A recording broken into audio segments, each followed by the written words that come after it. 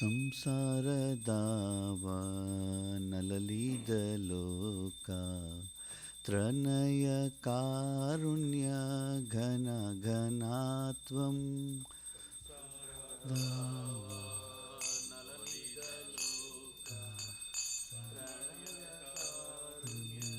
ಘನ ಘನಾತ್ವಂ ಪ್ರಾಪ್ತಸ್ಯ ಕಲ್ಯಾಣ ಗುಣಾರ್ಣವಸ್ಯ ವಂದೇ ಗುರೋ ಶ್ರೀ ಚರಣಾರವಿಂದಂ ಪ್ರಾಪ್ತಸ್ಯ ಕಲ್ಯಾಣ ಗುಣಾರ್ಣವಸ್ಯ ವಂದೇ ಗುರೋ ಶ್ರೀ ಚರಣಾರವಿಂದಂ महाप्रभु कीर्तन नृत्य गीता वादित्रमाद्यान् मनसो रसेना महाप्रभु कीर्तन नृत्य गीता वादित्रमाद्यान् मनसो रसेना रोमांचकं पाशुतरंगबाजो वंदे गुरो श्री चरणारविंदं रोमांचकं पाशुतरंगबाजो गुरो श्री चरणारविंदं श्री विग्रहाराधन नित्यनाना शृंगारतन्मन्दिरमर्जनाद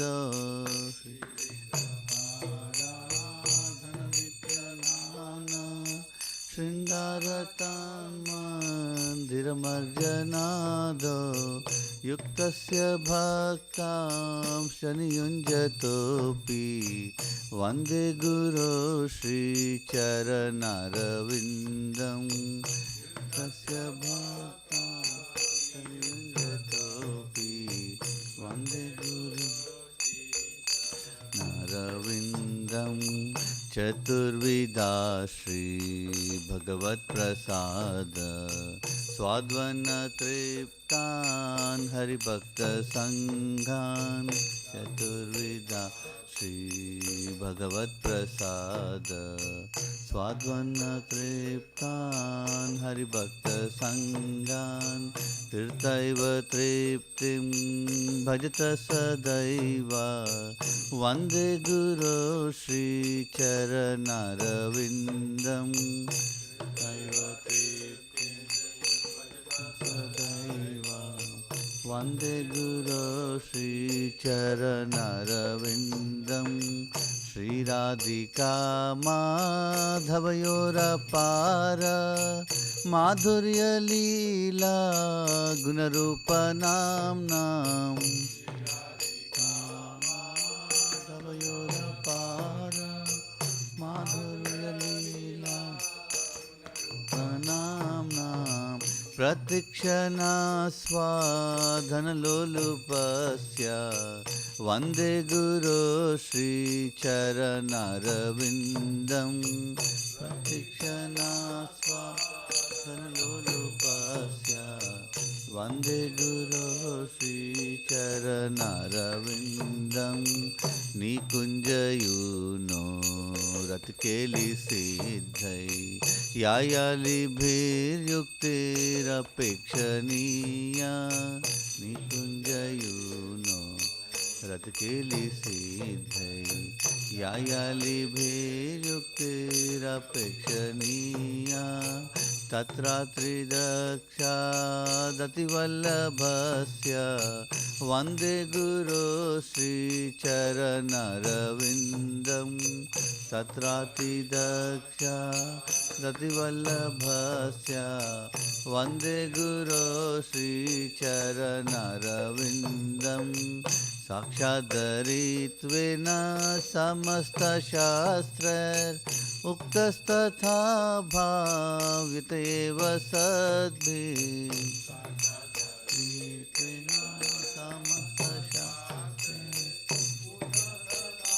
भाव्यत एव सद्भिः किन्तु प्रभोया प्रिय एव तस्य वन्दे गुरो श्रीचरणारविन्दं किन्तु प्रभुया प्रिय एव तस्य वन्दे गुरो श्रीचरणरविन्दं यस्य प्रसादात् भगवत्प्रसादो यस्य प्रसादान्न गति कुतोऽपि यस्य प्रसादात् भगवत्प्रसादो यस्य प्रसादान्न गति कुतोऽपि ध्यायां स्तुवां तस्य यस्य श्रीसन्ध्यां वन्दे गुरो श्रीचरणरविन्दम्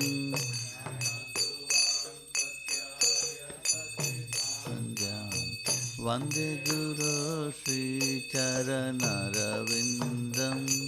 वन्दे गुरो श्रीचरणरविन्दं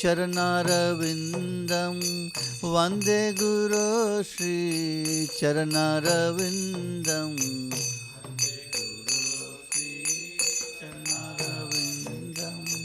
वन्दे गुरो श्रीचरणरविन्दं वन्दे गुरो श्रीचरणरविन्दं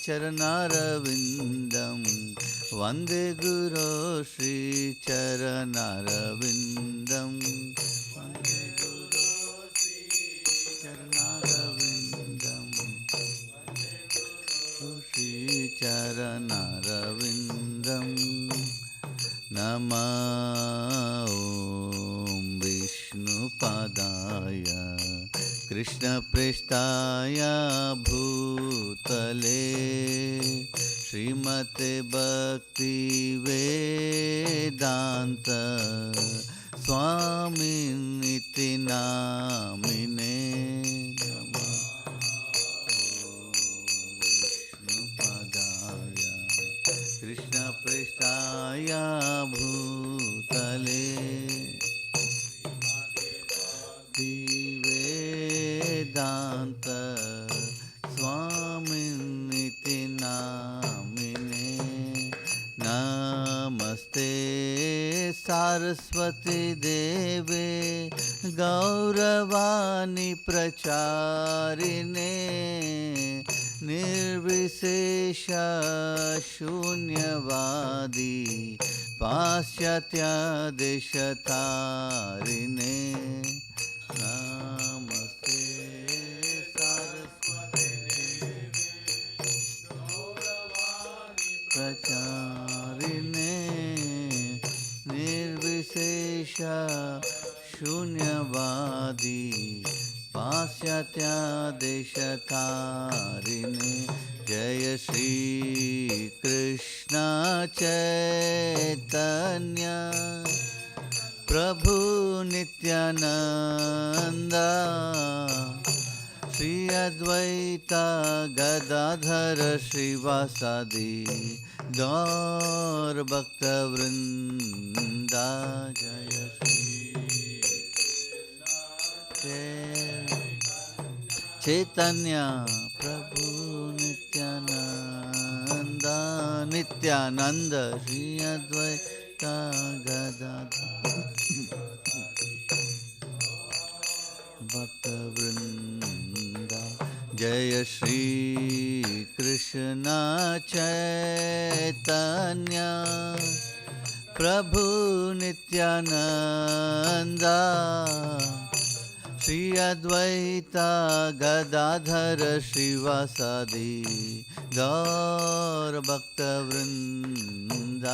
जय श्री कृष्ण चैतन्य चैतन्य नित्यानंद नित्यानंद श्री अद्वैता गदाधर श्रीवासादि भक्तवृंदा जय श्री कृष्ण चैतन्य प्रभु नित्यानंद श्री अद्वैता गदाधर श्रीवासादि गौर भक्तवृंदा जय Shri Krishna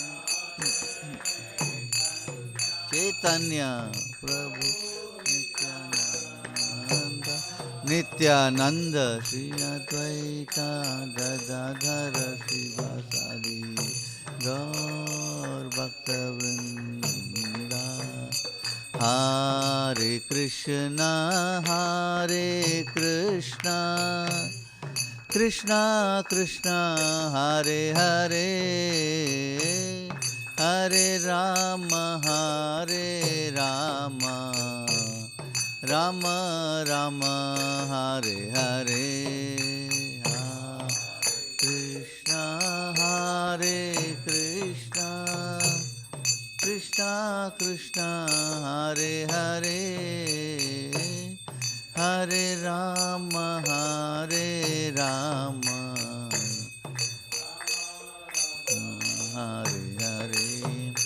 Hare Krishna, Krishna Krishna, Hare Hare, Hare Rama, Rama Rama, Hare Hare. Hare Krishna, Krishna Krishna, Hare Hare, Hare Rama, Rama Rama, Hare Hare. Hare Krishna, Krishna Krishna, Hare Hare, Hare Rama, Rama Rama, Hare Hare.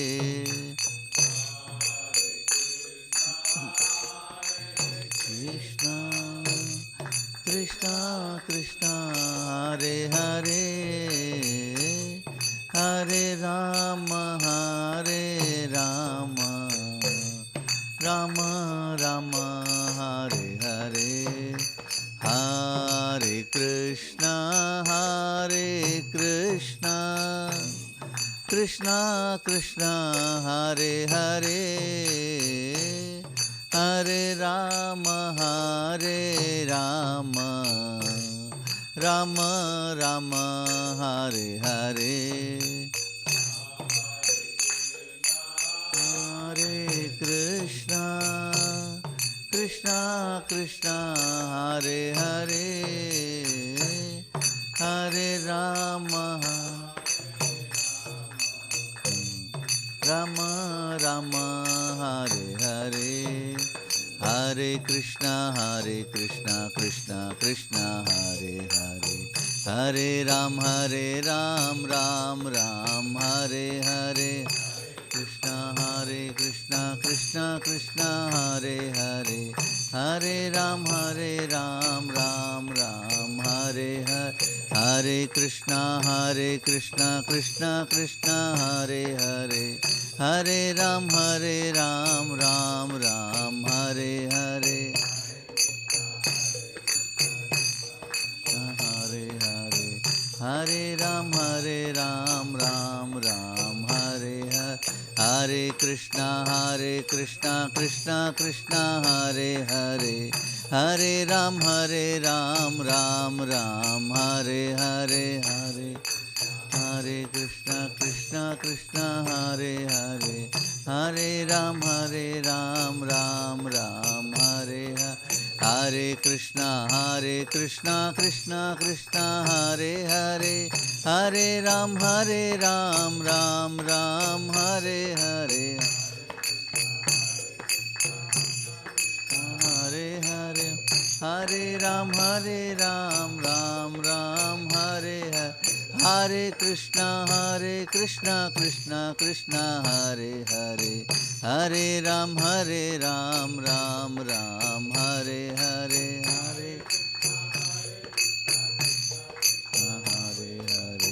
Hare Hare Hare, Hare Ram, Ram Hare. Hare Krishna, Krishna Krishna, Hare Hare, Hare Rama, Rama Rama,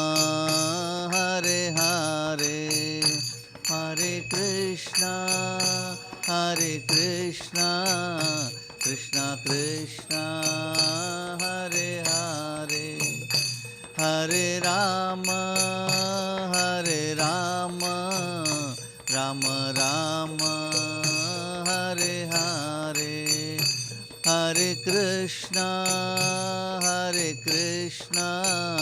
Krishna Krishna, Hare Hare, Hare Rama,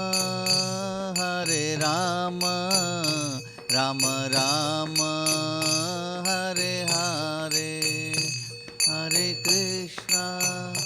Hare Krishna, Krishna Krishna, Hare Hare, Hare Rama,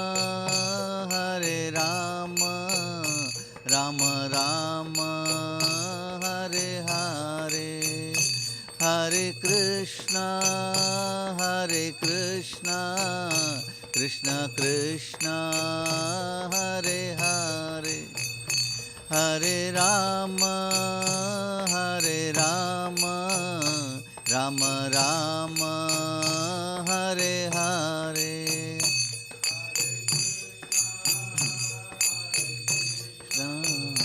Krishna Krishna, Hare Hare, Hare Rama,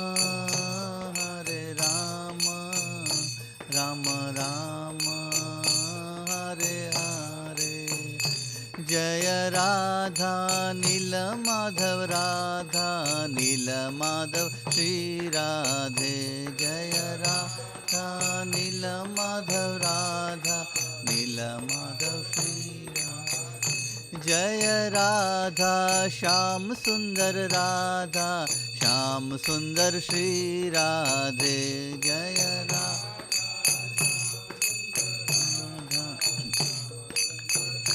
Radhe, Jaya Jagannatha, Jaya Baladeva, Jaya Subhadra Ma, Jaya Sudarshan Chakra, Jagannatha, Jaya Baladeva, Jaya Subhadra, Jaya Sudarshan Chakra, Jaya Sitaram, Jaya Sitaram, Jaya Sitaram, Jaya Lakshmana Hanuman, Jaya Sitaram, Sitaram, Sitaram,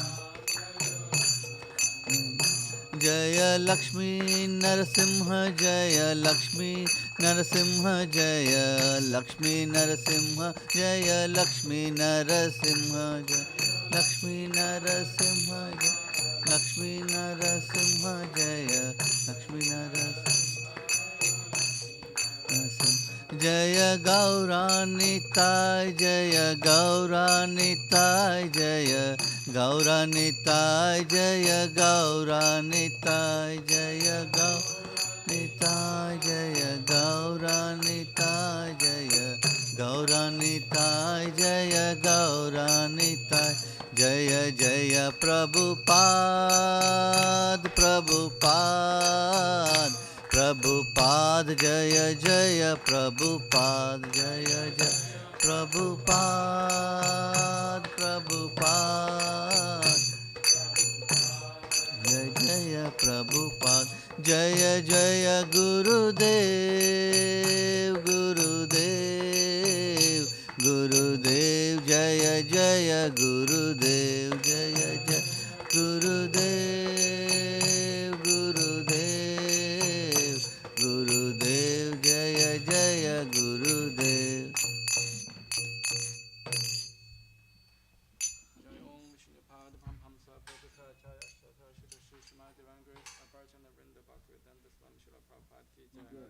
ISKCON founder Acharya BBT founder Acharya Srila Prabhupada ki jai. Jai Om Vishnu Pada Paramahamsa Partika Acharya Ashtota Shata Shri Madhavan Grace Bhakti Siddhanta Saraswati Thakur Srila Prabhupada ki jai. Ananta Koti Varshnava Vrinda ki jai. Namacharya Haridas Thakur ki jai. Premiseko Shri Krishna Chaitanya Prabhu Nityananda Shri Advaita Gadadhar Srivasadi Gaura Bhaktivinoda ki jai. Shri Radha Krishna Gopa Gopinath Shama Kunda Radha Kunda Giri Govardhan ki jai. Shri Vrindavan Dham ki jai, Shri Madhudam ki jai, Jagannath Puri Dham ki jai, Ganga Mai ki jai, Yamuna Mai ki jai, Bhakti Devi Tulsi Devi ki jai, Samaveta Bhaktavinda ki jai. All glory to assembled devotees, all glory to assembled devotees, all glory to assembled devotees, all glory to Shishiguru and Gauranga, all glory to Srila Prabhupada ki.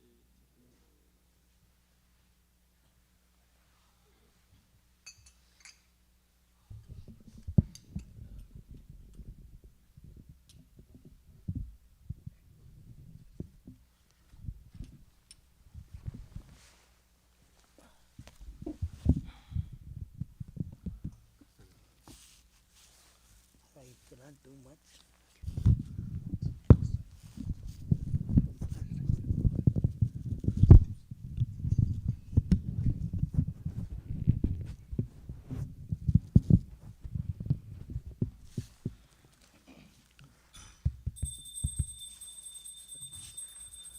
हरे कृष्णा।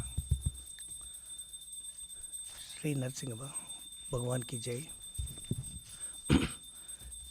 नमस्ते नरसिंहाय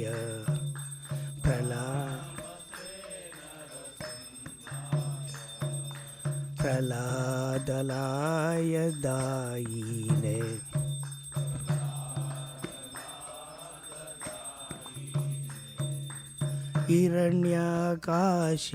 हिरण्यकाशिपूर्वसः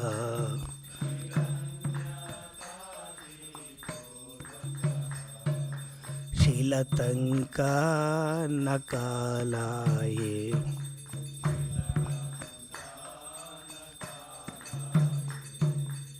इतो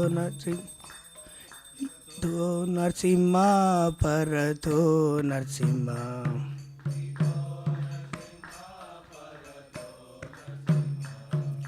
यत यत यामि ततो नरसिम्हा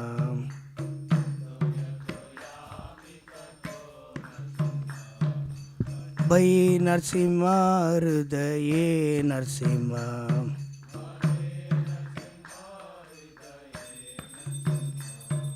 नरसिंहमदिं शरणं प्रपते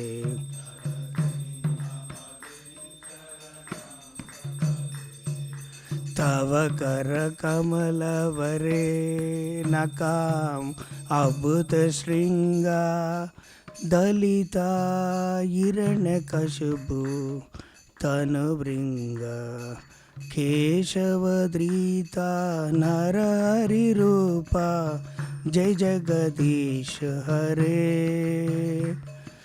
जय जगदीश हरे तव करकमलवरे नकाम् अभूतशृङ्गा दलिता हिरण्यकशिपु तनुभृङ्गा केशवधृता नरहरिरूपा जय जगदीश हरे जय जगदीश हरे जगदीश हरे जय जय नरसिंहदेव जय नरसिंहदेव जय नरसिंहदेव जय नरसिंहदेव नरसिंहदेव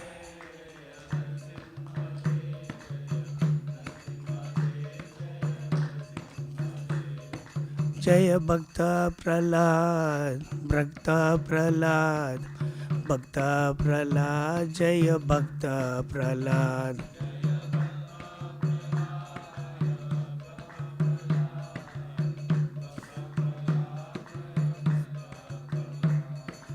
जय प्रभुपाद जय जय प्रभुपाद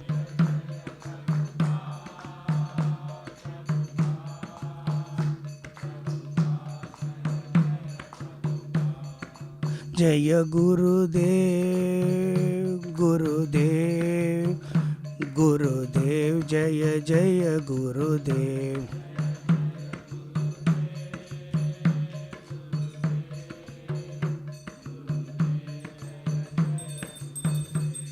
जय नरसिम्हा स्वामी की जय।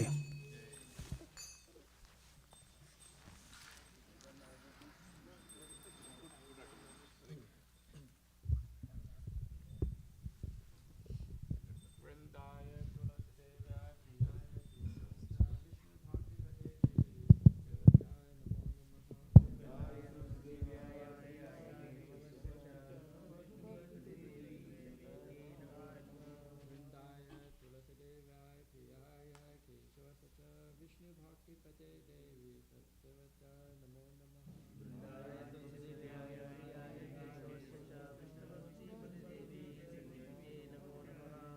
वृंदाय तुलसीदेव्याय प्रियाय केशवसच विष्णुभक्तिपदे देवी सत्यवत्याय नमो नमः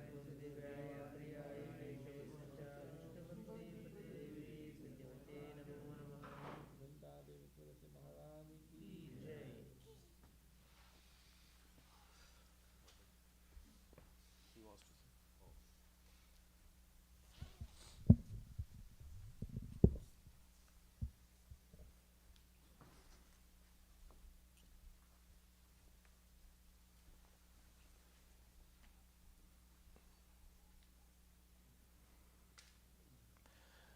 नामो नमः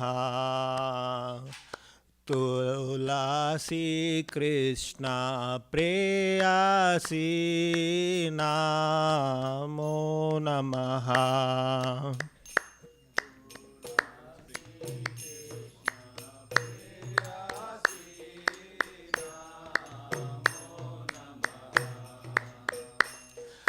नामो नमः तुलसी कृष्ण प्रेयसी नामो नमः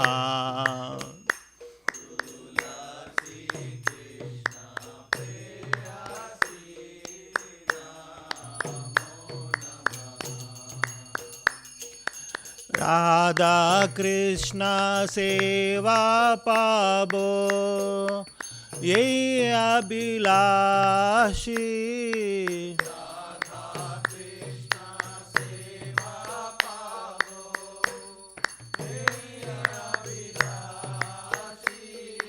राधा कृष्ण सेवा पाबो ये अभिलाषी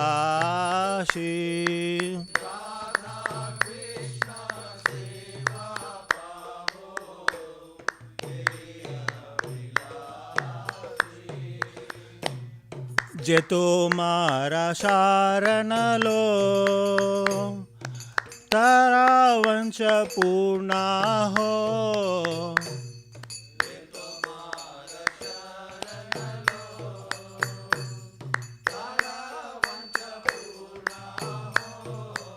कृपा कोरी कोरो तारे वृंदावनवासी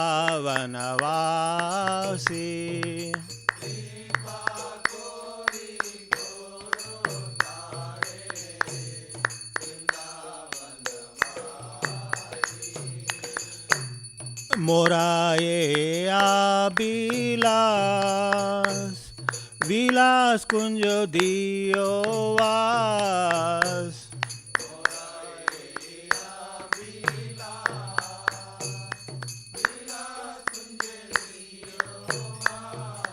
नायने हेरिबो सदा जुगल रूपरासी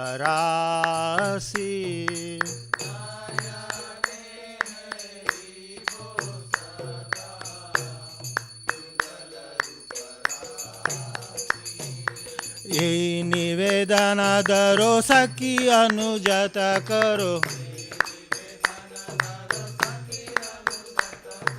सेवा अधिकार दिए कोरो निज दासी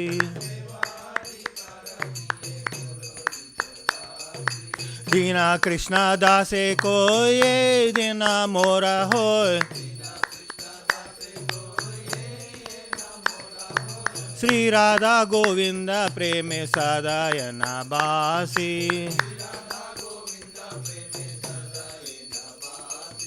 श्री राधा गोविंद प्रेम सदायना बासी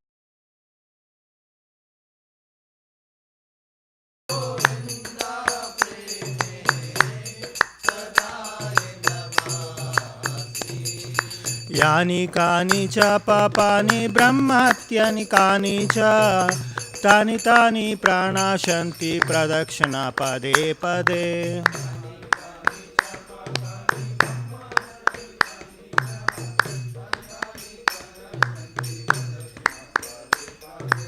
यानि कानि च पापानि ब्रह्महत्यानि कानि च तानि तानि प्रणाशन्ति प्रदक्षिणा पदे पदे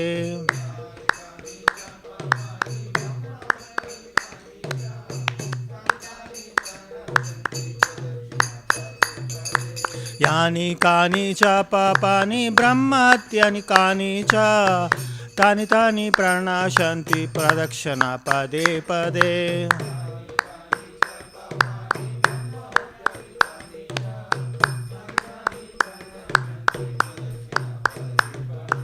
Hare Krishna Krishna Krishna Hare Hare Hare Ramo Ramo Ramo Hare Hare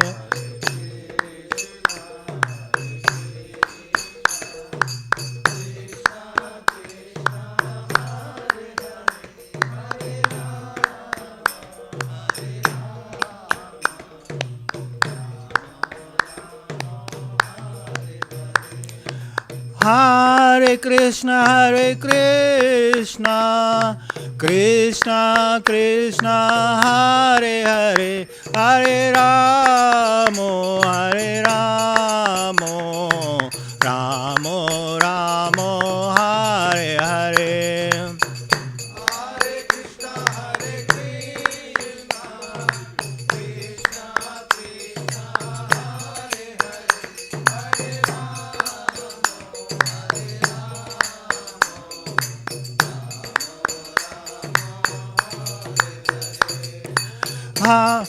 Hare Krishna Krishna Krishna Hare Hare Hare Ramo Ramo Ramo Hare Hare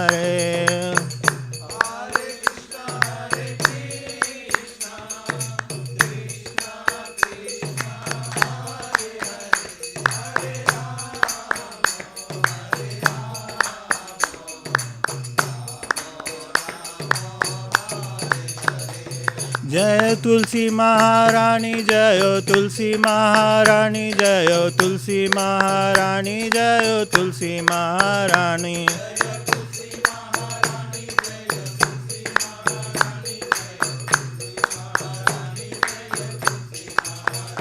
जय वृंदे देवी जय वृंदे देवी जय वृंदे देवी जय वृंदे देवी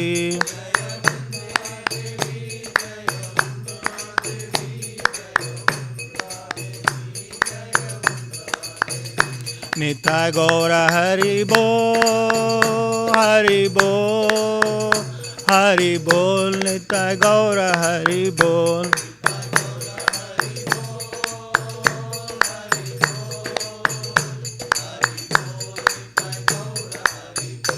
जय गुरुदेव वृंदाय तुलसीदेवाय प्रियाय केशवश्च च विष्णु भक्ति प्रतिदेवी सत्यवताय नमो नमः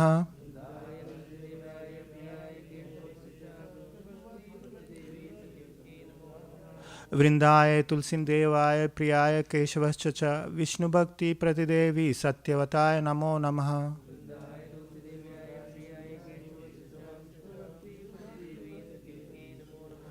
वृंदाय तुलसीदेवाय प्रियाय केशवश्च च विष्णु भक्ति प्रतिदेवी सत्यवताय नमो नमः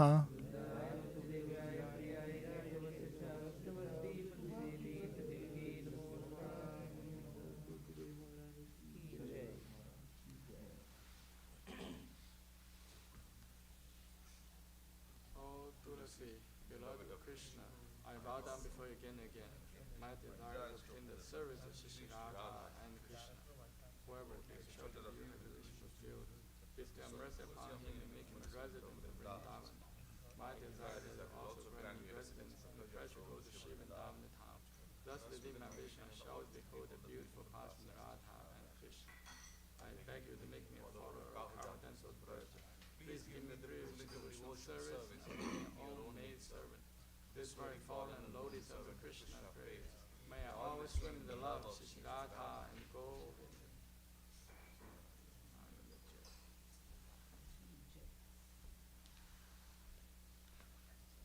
There are 10 offenses in the method chanting holy name that should be avoided as follows. 1. To blaspheme devotees who objected to the lives of the propagation of the holy name of the Lord. 2. To consider the demigods of Shiva, Brahma, Viku, and the name of Lord Vishnu. 3. To disobey the order of spiritual masters. 4. To blaspheme the Vedic version. 5. To consider the glory of chanting Hare Krishna to be imagination. 6. To give some interpretation to the name of the Lord. 7. To commit sinful activity on the strength of chanting holy name. 8. To consider chanting Hare Krishna one of the auspicious truth activities, offering the Vedas as fruity activities, karma. 9. To instruct a faithless person about the glory of holy name. 10. To not have complete faith in the chanting holy names and to maintain material attachments in understanding so many instructions on this matter. It is also an offense to be inattentive while chanting. Every devotee who claims to be Vaishnava must carefully regard against these 10 offenses in order to quickly achieve desired success. Krishna Prema. Now let us have a most humble obeisances.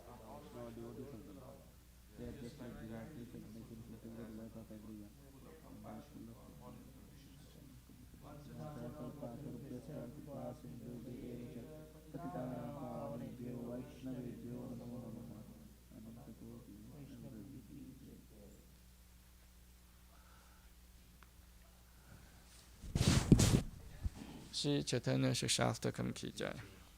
Jeto Darpana Marjanam Pavamaha Davagni Nirvapanam Shriya Gairava Chandrika Vidaranam Vidyavatu Jivanam Anandam Pudivardhanam Pratipadam Purnarmita Sadhanam Sarvatmasnapanam Param Vijayate Shri Krishna Sankirtanam Nam Namakari Bahuda Nija Sarva Shaktis Tatra Pita Niyamita Smaranena Kalaha Eta Tishi Tavakripa Bhagavam Mamapi Durudevami Disham Iha Janina Nuragaha Kanatapi Sunichena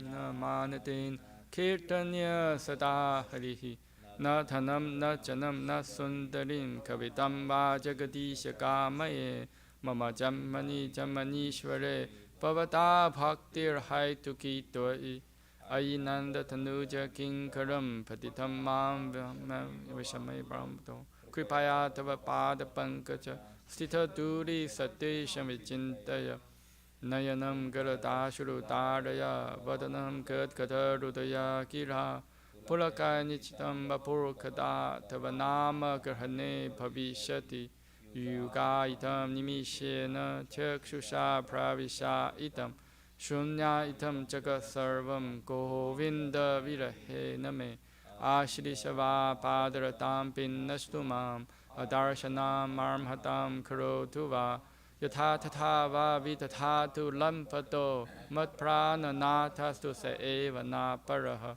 Hare Krishna Krishna Krishna Hare Hare Hare Rama, Rama Rama, Hare Hare. Shri Chaitanya Shastakam Ki.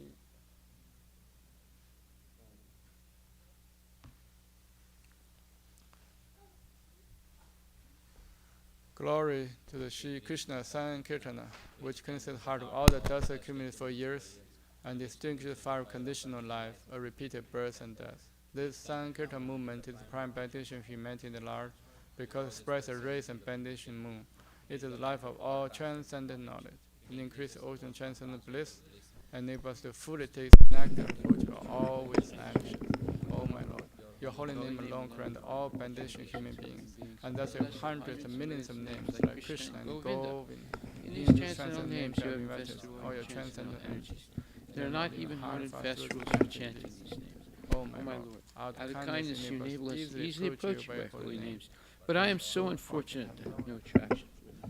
One should chant the holy name of the Lord in a humble state of mind, thinking oneself lower than the straw on the street. One should be more tolerant than a tree, devoid of all sense of false prestige, and should be ready to offer all respect to others. In such state of mind, one can chant the holy name of the Lord constantly. O Almighty Lord, I have no desire to accumulate wealth, nor do I desire beautiful women, nor do I want any number of followers. I only want your causeless devotional service, birth after birth. O son of Maharaj Nanda, Krishna, I am your eternal servitor, yet somehow or other I have fallen to this ocean of birth and death. Please pick me up from this ocean of death and place me as one of the atoms at your lotus feet. O my Lord, when will my eyes be decorated with tears of love, flowing constantly when I chant your holy name? When will my voice choke up, and when will the hairs on my body stand on end at the recitation of your holy name? O Govinda, feeling your separation, I am considering a moment to be like 12 years or more. Tears are flowing from my eyes like torrents of rain, and I am feeling all vacant in the world in your absence. I know no one but Krishna is my Lord, and he shall remain so even if he handles me roughly by his embrace, or makes me broken-hearted by not being present before me. He is completely free to do anything and everything, for he is always my worshipful Lord, unconditionally. Shri Chaitanya Siksastakam Ki Jai. Nama Om Vishnu Padaya Krishna Prasthaya Bhutali Srimati Bhakti Vedanta Swamini Tanamini Namaste Saraswati Devi Guru Charani Viseti Namaskar. Shri Guru Pranama Prayers Ki Jai. Om Aganya Timirandasya Gyananjana Salakaya Chaksuran Militam Yena Tasmai Shri Gurave Namaha Shri Chaitanya Manubhistam Sapitam Yena Bhutali Swayam Rupa Kadamayam Tadati Swapadantikam Vandeham Shri Guru Shri Jataha Pachikamalan Shri Gurun Vaishnavamsha Shri Rupam Sagrajatam Sahaguna Ragunatan Bitam Tam Sajivam Sadvaitam Savadutam Parichana Sahitam Krishna Chaitanya Deva Shri Radha Krishna Padan Sahagana Lalita Shri Vishal Sha Nama Om Vishnu Padaya Krishna Prestaya Bhutale Shrimate Bhakti Vedanta Swamini Tinamini Namaste Saraswati Deve Gauravani Pracharine Nirvisesa Sunyavadi Paschatya Desatarine Namo Om Vishnu Padaya Krishna Prestaya Bhutale Shrimate Bhakti Siddhanta Saraswati Tinamini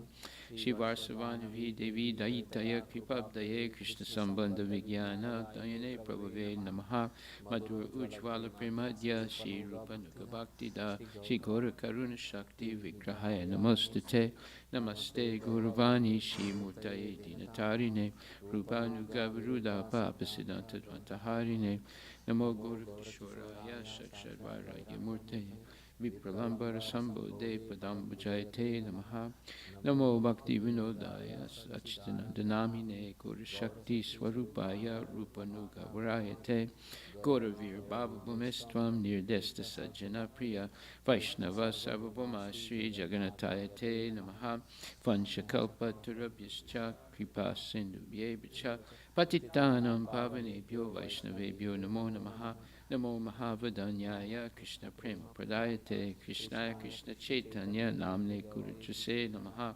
Panchatattvatmakam Krishnam Bhakta Rupa Swarupakam Bhakta Avataram Bhakta Kam Namami Bhakta Saktikam Hey Krishna Karuna Sindhu Dinabandhu Jagatpate Gopisha Gopika Kanta Radha Kanta Namostate Jayatam Suratur Pangur Mama Manda Mater Gati Matsarva Swapadambujo Radha Madana Mohano Divya Drindaranya Kalpradramadaha Shimad Ratnagara Simhasanastito Shimad Radha Shila Govinda Devo Prestadi Bihi Sevimano Smarami Shiman Rasa Rasaram Vivam Sivata Tatastita Karsan Venuswanir Gopir Gopinatakstriyestuna Tapta Kanchana Gorangi Radhe Vrindavaneshwari Vrishabhanustute Devi Pranamami Hari Priye Jaya Shri Krishna Chaitanya Prabhu Nityananda Shri Advaita Gadadhar Shri Vasadi Gaur Bhaktivinoda Hare Krishna Krishna Krishna Hare Hare Hare Rama Rama Rama Hare Hare Shri Guru Pranama Prayers Ki Jai. Dhananjaya Prabhu, can you turn the lights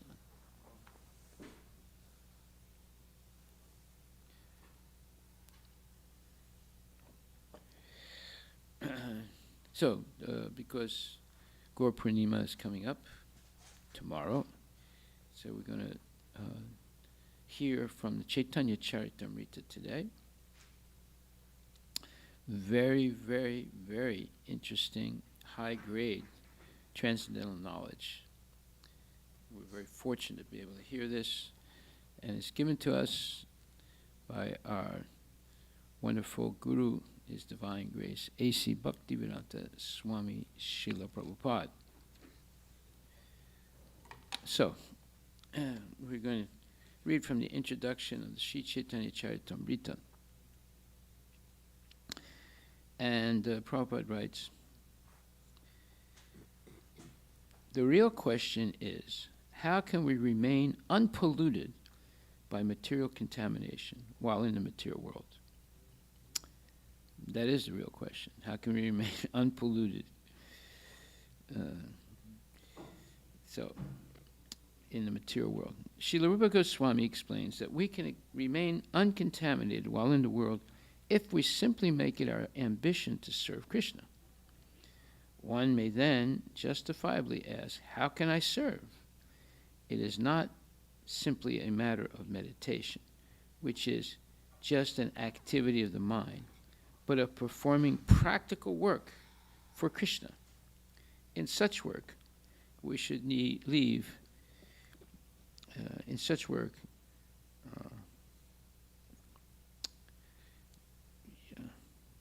we should leave no resource unused. Whatever is there, whatever we have, should be used for Krishna. We can use everything: typewriters, automobiles, airplanes, missiles. If we simply speak to people about Krishna consciousness, we are also rendering service. If our mind, senses, speech, money, and energies are thus engaged in the service of Krishna, then we are no longer in material nature. By virtue of spiritual consciousness or Krishna consciousness, we transcend the platform of material nature. It is a fact that Krishna, his expansions, and his devotees, that is, those who work for him, are not in material nature, although people with a poor fund of knowledge think that they are. Now that's really important points in simple English, but it's explaining very profound points, especially when it says that how we can be uncontaminated in the material world. So that's a decision we have to make. Most people seek to be contaminated by Maya, but that's because they're in a state of illusion. They're attracted to something that is miserable. And it just causes them a lot of trouble in life. Look at all these big men who have been caught defiling women, using their power and wealth to subdue women and take advantage of them. They've all been caught and they've all been disgraced. So you'd think they would learn the lesson, but no.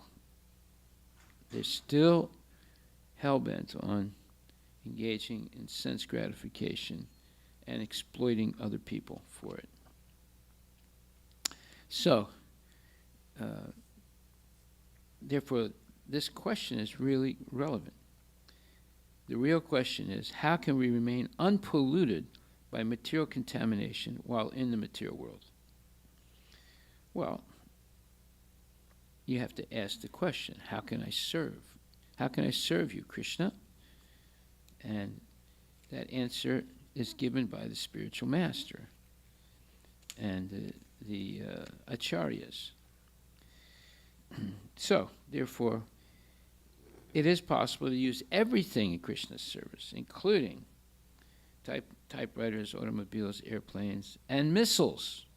One time a devotee asked Prabhupada, how do you use a missile in Krishna's service? He said, you use it on the communists. So he didn't hesitate to answer. He said it right away. You use it on the communists. Okay. And then Prabhupada says, in such work, we should leave no resource unused. So that's the difference between a experienced devotee and an unexperienced devotee. An unexperienced devotee does not see how to use everything in Krishna's service. An experienced devotee can use everything in Krishna's service. So, to become experienced takes time. You have to be under the tutelage of bona fide gurus to develop that type of what you would call very, very, let's say, complete understanding of how everything can be used in Krishna's service. Okay. So the Chaitanya Charitamrita teaches that the spirit soul is immortal and that our activities in the spirit's world are also immortal. The Mayavadis, who hold the view that the Absolute is impersonal and formless, contend that a realized soul has no need to talk. But the Vaishnavas, devotees of Krishna, contend that when one reaches the stage of realization, he really begins to talk. Previously, we only talked of nonsense, the Vaishnava says. Now let us begin our real talks of Krishna, in support of their view that the self-realized remains silent. The Mayavadis are fond of using the example of the water pot, maintaining that when a pot is not filled with water, it makes a sound. But when it is filled with water, it makes no sound. But are we water pots? How can we be compared to them? A good analogy utilizes as many similarities between two objects as possible. A water pot is not an active living force, but we are. Ever silent meditation may be adequate for a water pot, but not for us. Indeed, when a devotee realizes how much he has to say about Krishna, 24 hours in a day are not sufficient.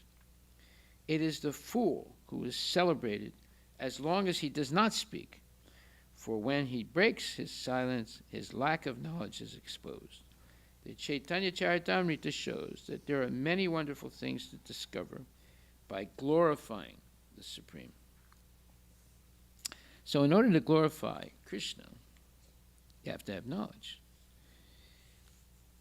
In order to gossip, you don't need knowledge. You just make things up.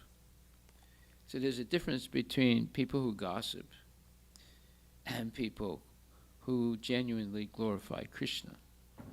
The gossipers just make things up as they go along. Oh, I think this thing, I think that thing. But the devotee, he only repeats what has been spoken by Krishna himself and the acharyas, the pure devotees of the Lord. Therefore, everything he says has significant meaning. In the beginning of the Chaitanya Charitamrita, well, you see, the Mayavadis, they choose examples that are very flimsy in bona fides. So they say, look, when a clay pot is empty, you tap it, it makes noise. When you fill it with water, it doesn't make much noise. So therefore, someone who does silent meditation is really advanced, and not the person that talks a lot. Well, it depends what they're talking about. If they're talking about Krishna, then they're much more advanced than the meditators who meditate in silence. If they talk nonsense, yes, that's true, then that the talkers of nonsense are nonsense. But if one is speaking about Krishna, that's not nonsense. And how do we know what to speak? We should only repeat things that the acharyas and Krishna has spoken. Then we are no longer a empty pot or a pot full of water. We are a sentient, conscious, transcendental person. In the beginning of Chaitanya Charitamrita, Krishnadas Kaviraj writes, I offer my respects to my spiritual masters. He uses the plural here to indicate the disciplic succession. He offers obeisances, not to his spiritual master alone, but to the whole parampara, the chain of disciplic succession, beginning with Lord Krishna himself.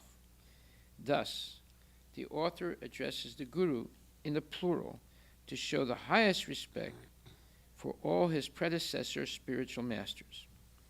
After offering obeisances to the disciplic succession, the author pays obeisances to all other devotees, to the Lord himself, to all the other devotees, and then to the Lord himself, to his incarnations, and to the expansions of Godhead, and to the manifestation of Krishna's internal energy.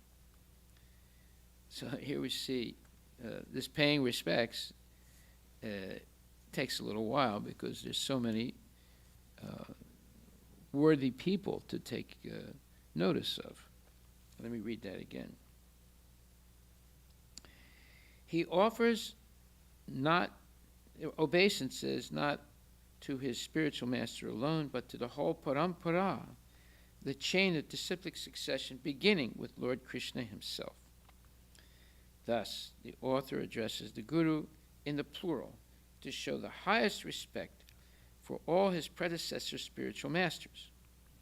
After offering obeisances to the disciplic succession, the author pays obeisances to all other devotees, to the Lord himself, to the Lord's incarnations, to the expansions of Godhead, and to the manifestation of Krishna's internal energy. That's Srimati Radharani. Lord Chaitanya Mahaprabhu, sometimes called Krishna Chaitanya, is the embodiment of all these. He is God, Guru, devotee, incarnation, internal energy, and expansion of God. As his associate, Nityananda, he is the first expansion of God. As Advaita, he is an incarnation of Gadadhar. He is an incarnation, or Mahavishnu. As Gadadhar, he is the internal potency, meaning Srimati Radharani. And as Srivas, he is the marginal living entity in the role of a devotee. Thus, Krishna should not be thought of as being alone, but should be considered as eternally existing with all his manifestations, as described by Ramanuja Acharya in the Visishta Advaita philosophy. God's energies, expansions, and incarnations are considered to be oneness in diversity. In other words, God is not separate from all these. Everything together is God. Okay, so this is very beautiful explanation by Srila Prabhupada. Now we see that the Mayavadis, they cancel everything. But the devotees, they affirm everything in relationship to Krishna. So there's a huge difference between the two. Now we're going to get into the real ecstasy part of this whole explanation. Actually, the Chaitanya Charitamrita is not intended for the novice, for it is the postgraduate study of spiritual knowledge, ideally. One begins with the Bhagavad Gita and advances through Srimad Bhagavatam to the Chaitanya Charitamrita. Although all these great scriptures are on the same absolute level, for the sake of comparative study, the Chaitanya Charitamrita is considered to be on the highest platform. Every verse in it is perfectly composed. In the second verse of the Chaitanya Charitamrita, the author offers his obeisances to Lord Chaitanya and Lord Nityananda. He compares them to the sun and the moon because they dissipate the darkness of the material world. In this instance, the sun and moon have risen together. So that is extraordinary. They rise together. In the Western world, where the glories of Lord Chaitanya are relatively unknown, one may inquire, who is Krishna Chaitanya? The author of the Chaitanya Charitamrita, Srila Krishnadas Kaviraja, answers that question in the third verse of his book. Generally, in the Upanishads, the Supreme Absolute Truth is described in an impersonal way, but the personal aspect of the Absolute Truth is mentioned in the Ishopanishad, where we find the following verse. Hiranmayana patrena satyasyapitam makam tattvam pusam apavrinu satyadharmaya dristaye. O my Lord, sustainer of all that lives, your real face is covered by your dazzling effulgence. Kindly remove that covering and exhibit yourself to your pure devotee. Shri Upanishad, Mantra 15. The impersonalists do not have the power to go beyond the effulgence of God and arrive at the personality of Godhead, from whom this effulgence is emanating. The Ishopanishad is a hymn to that personality of Godhead.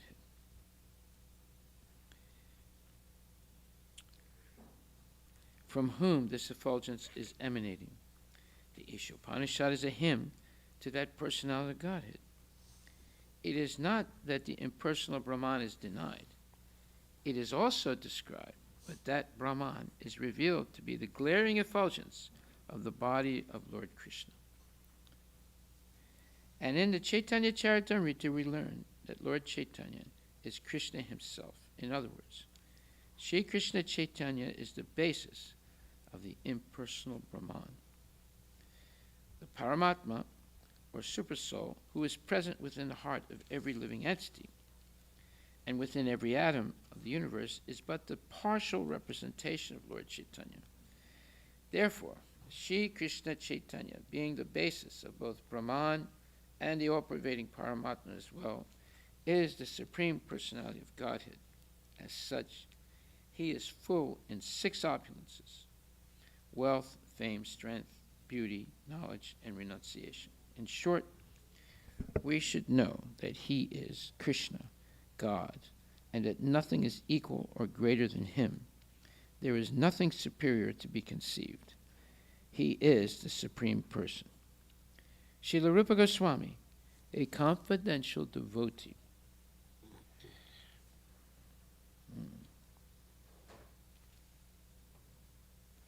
Sorry.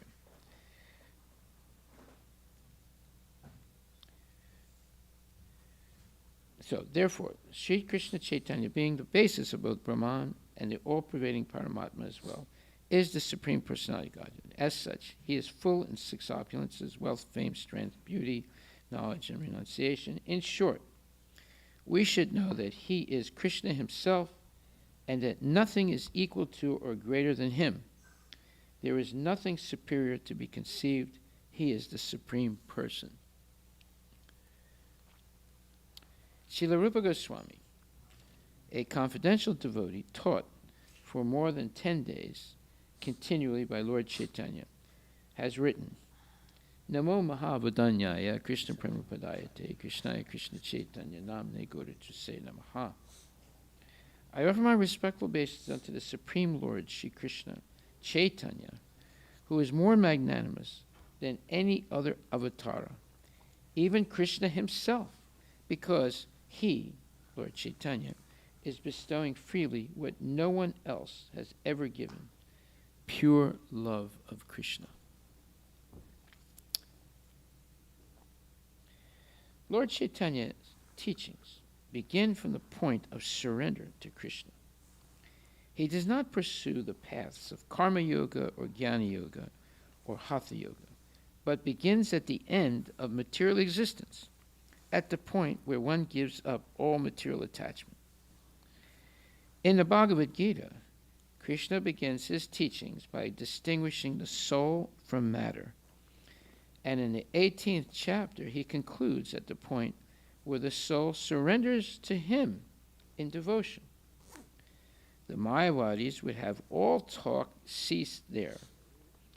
But at that point, the real discussion only begins.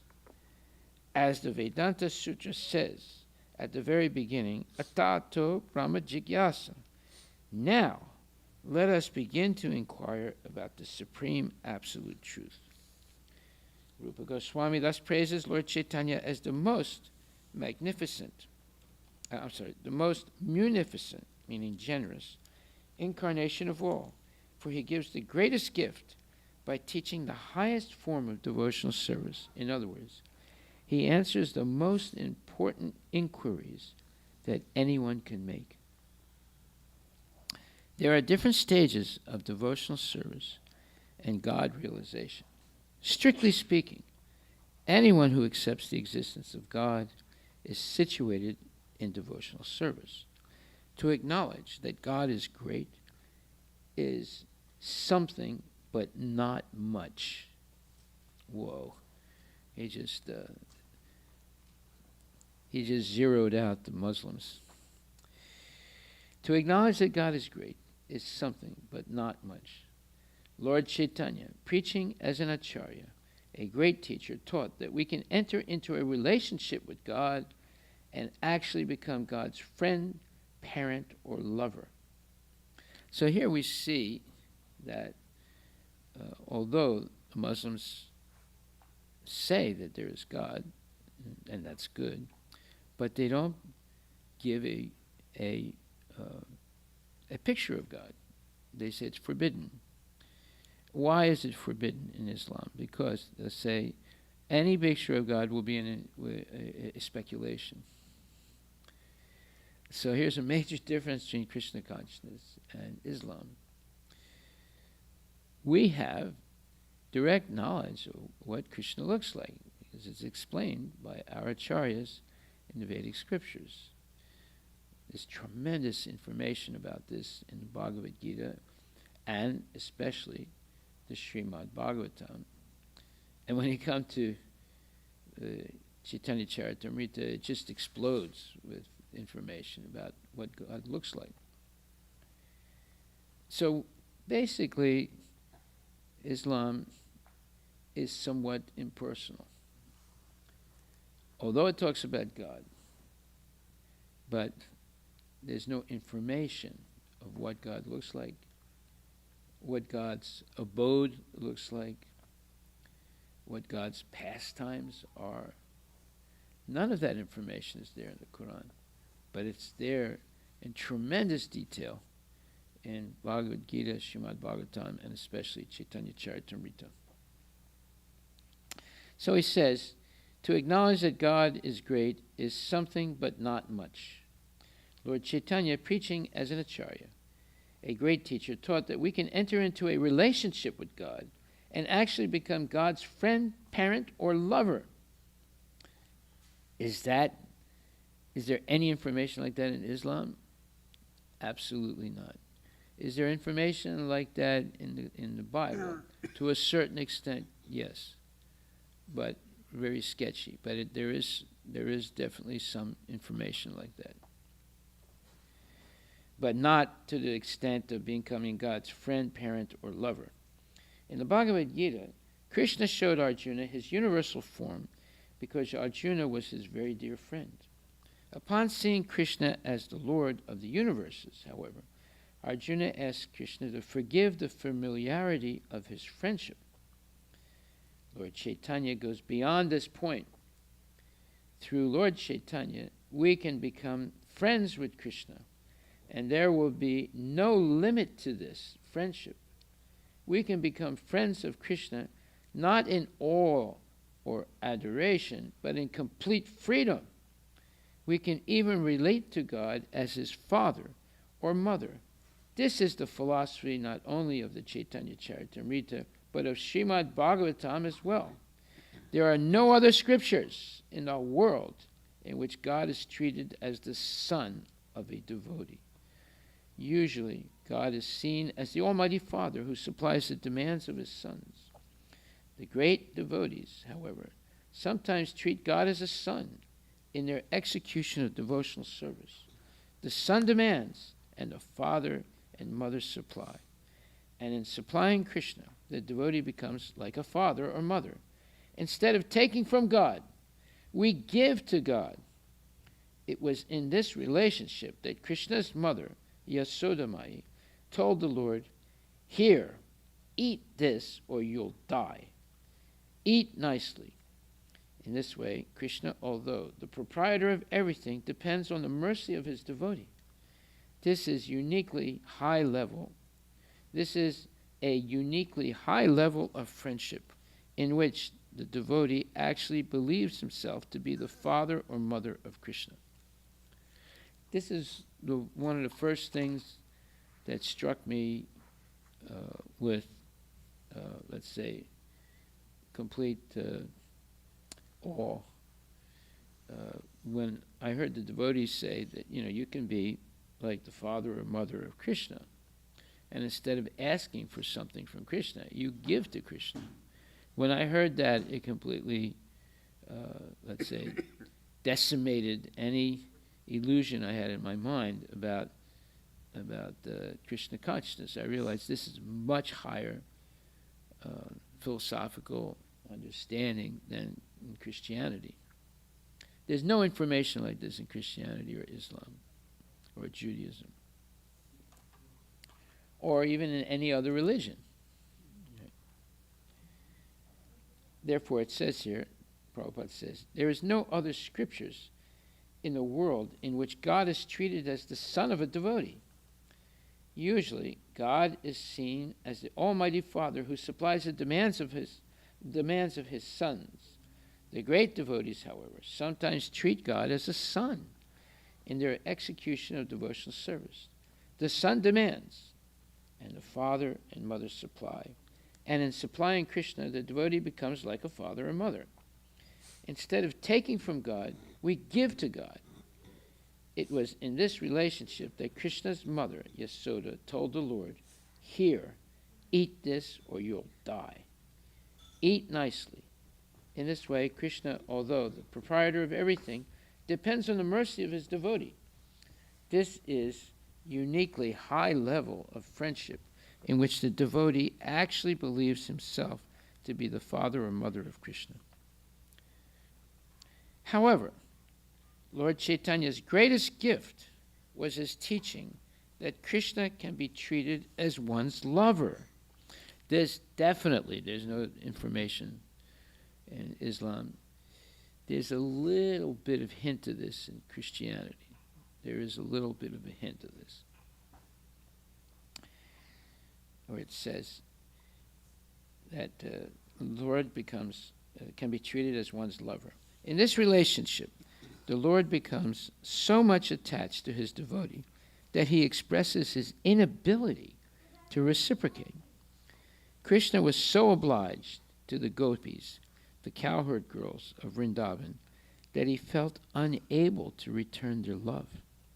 Quote, "I cannot repay your love," he told them.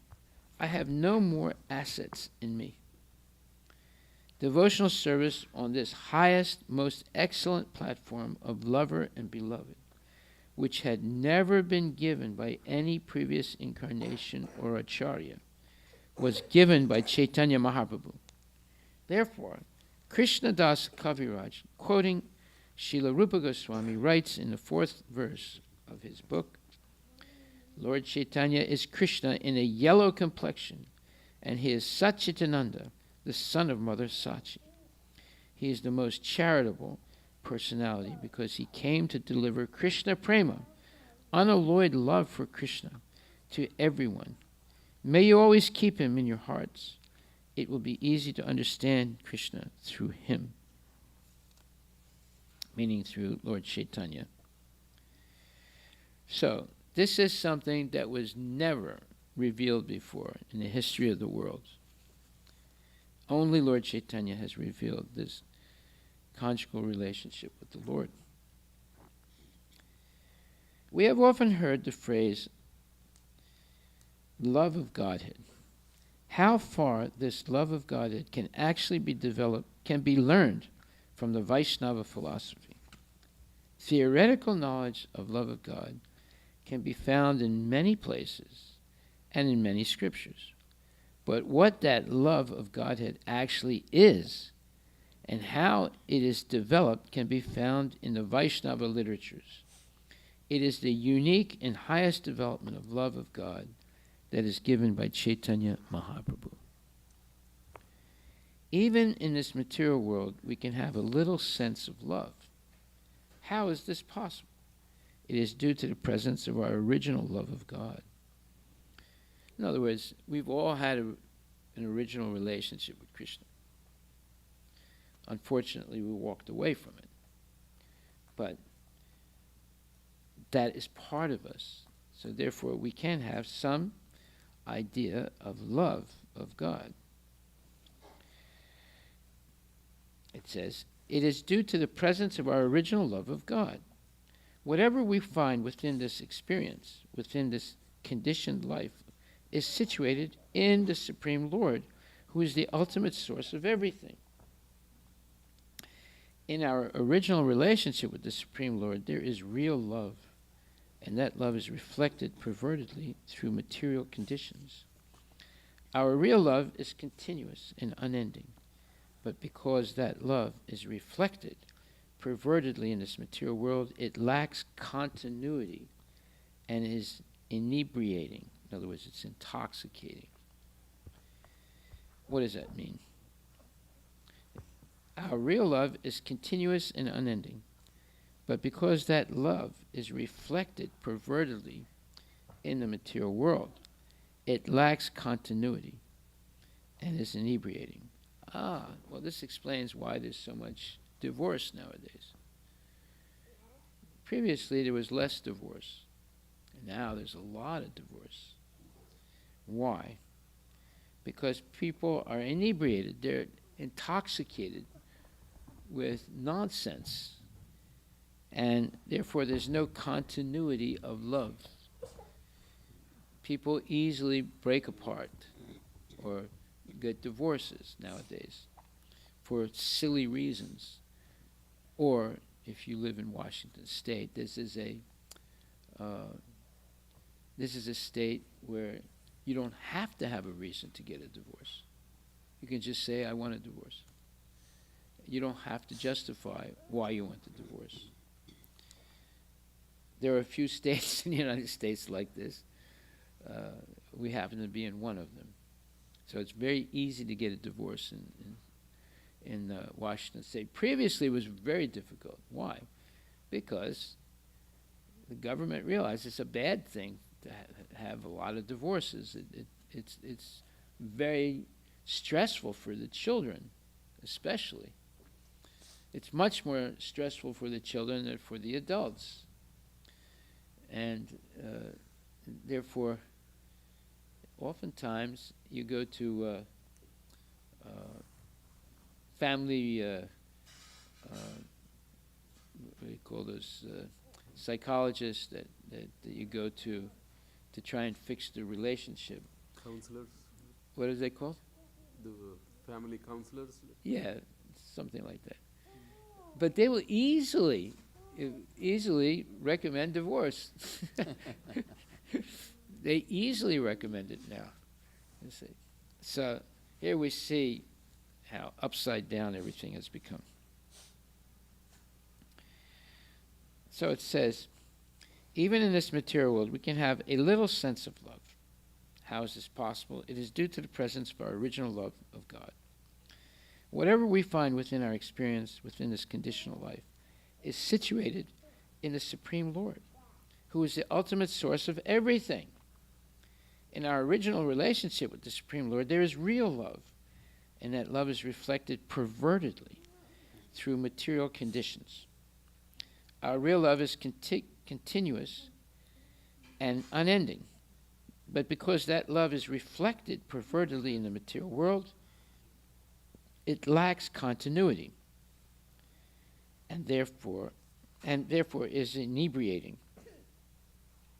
If we want real transcendental love, we have to transfer our love to the supreme lovable object, Krishna, the Supreme Personality of Godhead. This is the basic principle of Krishna consciousness. In other words, without having a relationship with Krishna, we will never really experience real love. We'll just experience the facsimile, the perverted reflection of it, but there will not be any continuity, and it's inebriating. It's full of intoxication. Okay.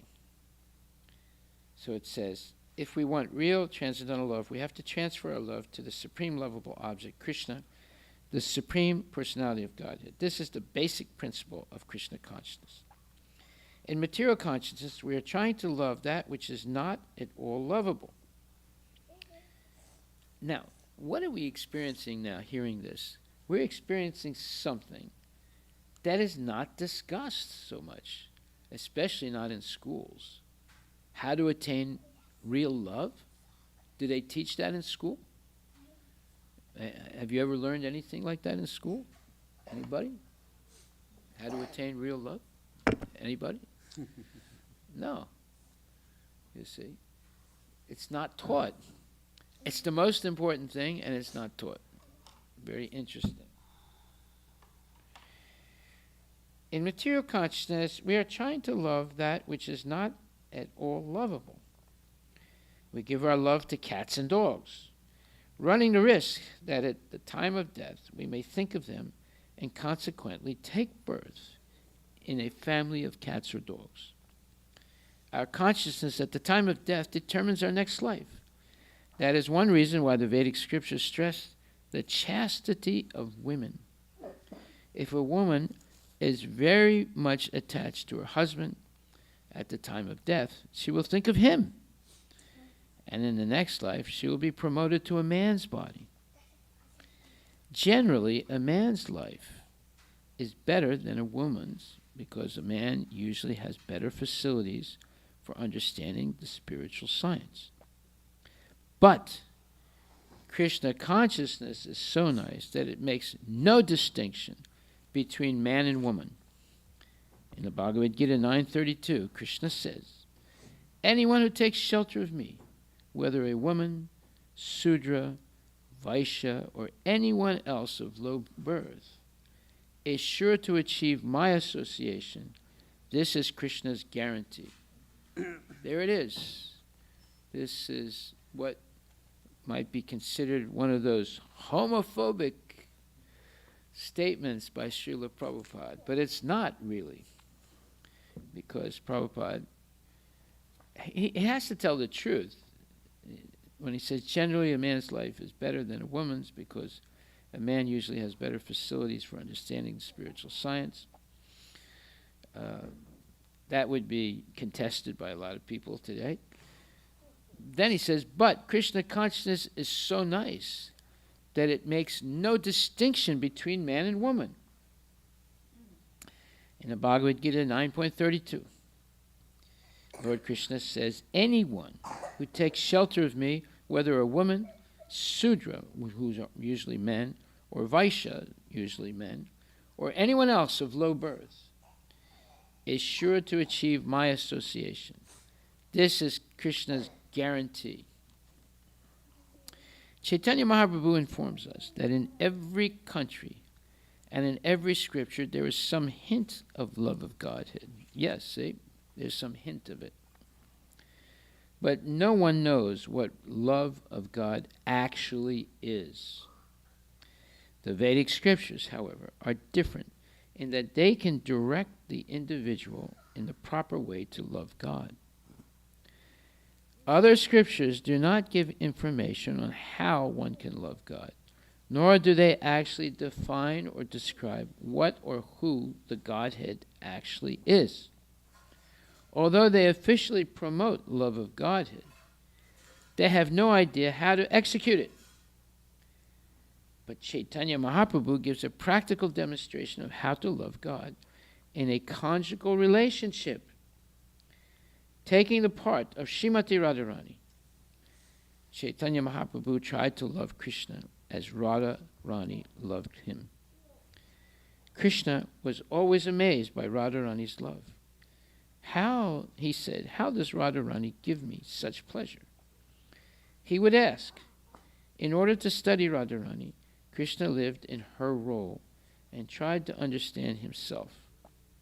This is the secret of Lord Chaitanya's incarnation. Chaitanya Mahaprabhu is Krishna, but he has taken the mood and the role of Radharani to show us how to love Krishna. Thus the author writes in the 5th verse, I offer my respectful obeisances unto the Supreme Lord who is absorbed in Radharani's thoughts. Okay, so here Prabhupada is revealing unequivocally the secret of Lord Chaitanya's incarnation. And it's very fortunate, we're very fortunate to hear this. This brings up the question of who Srimati Radharani is and what Radha Krishna is. Actually, Radha Krishna is the exchange of love, but not ordinary love. Krishna has immense potencies, of which 3 are principal: the internal, the external, and the marginal potencies. In the internal potency, there are 3 divisions: Samvit, which means knowledge; Hiladini, which means the ecstatic love of Radharani for Krishna; and Sandini, which means eternity, or eternity, knowledge, and bliss. The Hiladini potency is Krishna's pleasure potency. All living entities have this pleasure-seeking potency, for all beings are trying to have pleasure. This is the very nature of the living entity. At present, we are trying to enjoy our pleasure potency by means of the body in the material condition. By bodily contact, we are attempting to derive pleasure from material sense objects. But we should not entertain the nonsensical idea that Krishna, who is always spiritual, also tries to seek pleasure on the material plane. In the Bhagavad Gita, Krishna describes the material universe as a non-permanent place full of miseries. Why then would he seek pleasure in matter? He is the Supersoul, the Supreme Spirit, and his pleasure is beyond the material conception. Okay, so this is absolutely necessary to understand. Krishna is not an ordinary person. He does not seek pleasure on the material platform. When he comes in the material world, he's not in the material platform. He comes with his full potency of the spiritual world. So he's always in the spiritual realm. He never actually touches matter. We, on the other hand, are completely immersed in matter. We have a material body made of matter, and it's covering our soul. Therefore, we identify with the body rather than the soul. We have that confusion. It takes a long time to become free of that confusion.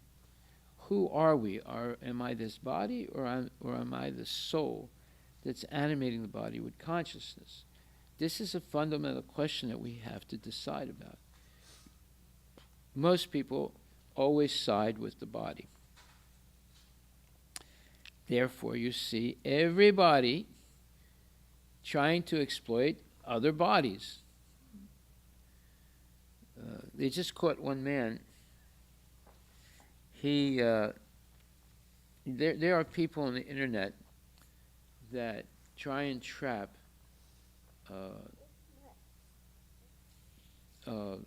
people that are trying to have illicit relationship with children. So they'll pretend to be a child, or they pretend to be the parent of the child who wants to sell their child to someone for sense gratification. And they're usually men that are seeking these young kids to take advantage of them. So this one lawyer was on the internet, and he contacted a so-called parent of a child who will give their child to be, let's say, molested to a man for money. And in this case, the lady, the person that was pretending to be a mother ready to give her child, said the child was only 5 years old.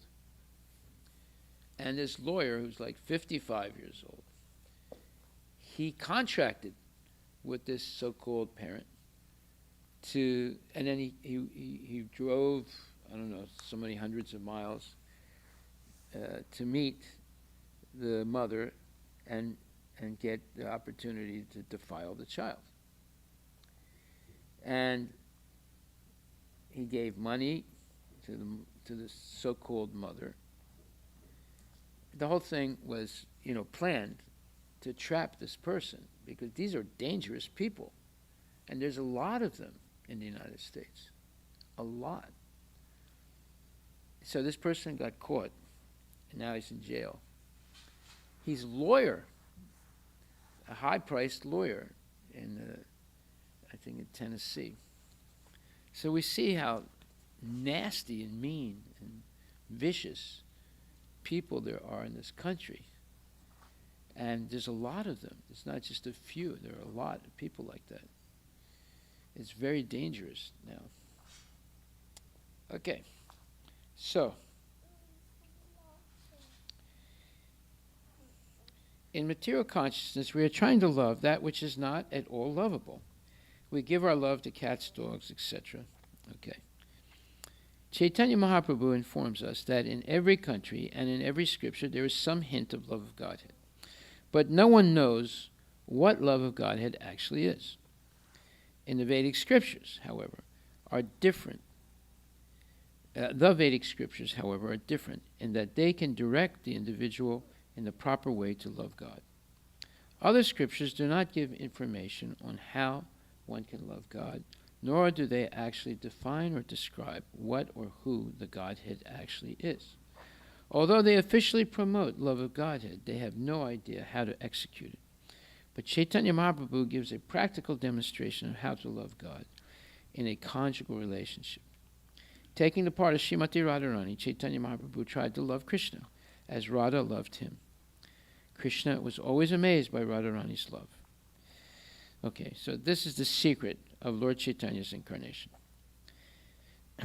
Okay, now this brings up the question of who Srimati Radharani is and what Radha Krishna is. Actually, Radha Krishna is the exchange of love, but not ordinary love. Krishna has immense potencies, of which there are three: Samvit, Hladini, and Sandini, or eternity, bliss, and knowledge. Okay, so went further down. To learn how Krishna enjoys pleasure, we must study the first 9 cantos of Srimad Bhagavatam, and then we should study the 10th canto, in which Krishna's pleasure potency is displayed in his pastimes with Radharani and the damsels of Vraja. Unfortunately, unintelligent people turn at once to the sports of Krishna in the Dasama Skanda, or the 10th canto. The 10th canto. Krishna's embracing Radharani or his dancing with the cowherd girls in the rasa dance are generally not understood by ordinary men, because they consider these pastimes in the light of mundane lust. They foolishly think that Krishna is like themselves and that he embraces the gopis just as an ordinary man embraces a young girl. Some people thus become interested in Krishna because they think that his religion allows indulgence in sex. This is not Krishna Bhakti, love of Krishna, but Prakrita Sahajya, materialistic lust. So, this is a problem in India also, where people think that Krishna is just like an ordinary man engaging in nonsense. To avoid such errors, we should understand what Radha Krishna actually is. Radha and Krishna display their pastimes through Krishna's internal energy. The pleasure potency of Krishna's internal energy is a most difficult subject matter, and unless one understands what Krishna is, one cannot understand it. Krishna does not take any pleasure in this material world, but he has a pleasure potency. Because we are part and parcel of Krishna, the pleasure potency is within us also, but we are trying to exhibit that pleasure potency in matter. Krishna, however, does not make such a vain attempt. The object of Krishna's pleasure potency is Radharani. Krishna exhibits his potency as Radharani and then engages in loving affairs with her. In other words, Krishna does not take pleasure in this external energy, but exhibits his internal energy, his pleasure potency as Radharani, and then enjoys with her. Thus, Krishna manifests himself as Radharani in order to enjoy his internal pleasure potency. Of the many extensions, expansions, and incarnations of the Lord, this pleasure potency is the foremost and chief. Okay, so this is very important to understand, because number one, nobody has a material body in the spiritual world. There's no matter like in the material world, in the spiritual world. There's no need for reproduction in the spiritual world. So, therefore, there's no such thing as mundane sense gratification in the spiritual world. Why? Because everybody there has an eternal body. They don't have to reproduce. They don't have to eat. They don't have to sleep. If they want to eat, they can. If they want to sleep, they can. But they're not forced to like we are. They have eternal bodies. And the body is full of knowledge and eternity and bliss. So that's the first and fundamental point that we have to understand. Otherwise, we're going to project our gross and very, disgusting ways of sense gratification and project it onto Krishna. And that's a big mistake, and it's false. And Krishna does not come in the material world to engage in mundane activities. Okay, so therefore the relationship of Radha and Krishna is not based on sense gratification through matter, like in the material world.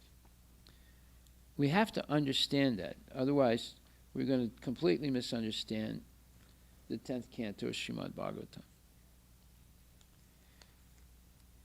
Thus, Krishna manifests himself as Radharani in order to enjoy his internal pleasure potency. Of the many extensions, expansions, and incarnations of the Lord, this pleasure potency is the foremost and chief.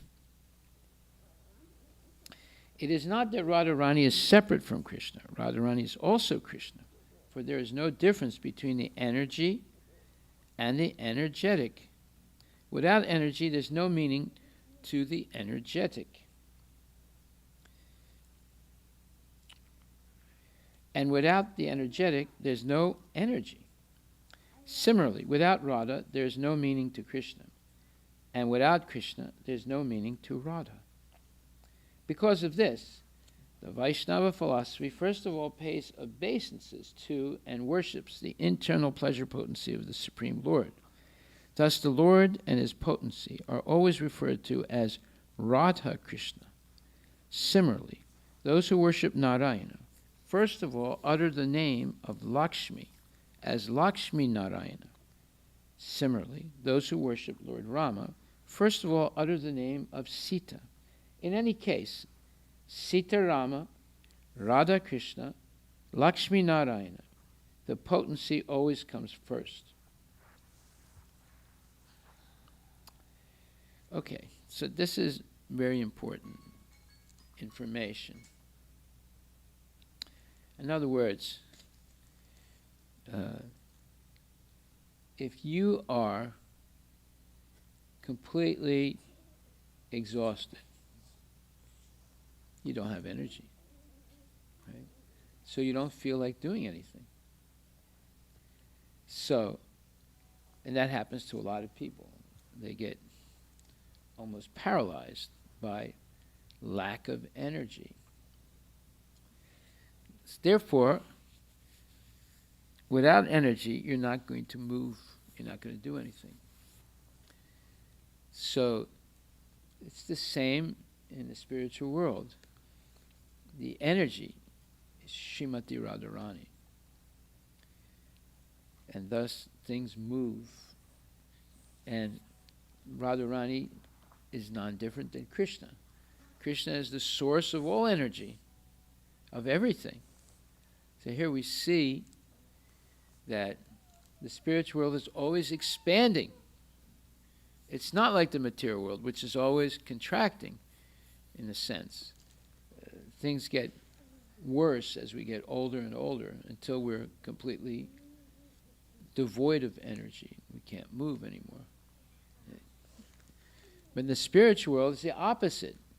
The energy is always increasing.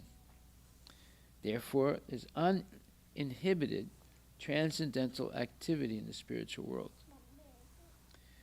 So, as we read through this, we're not going to finish it today.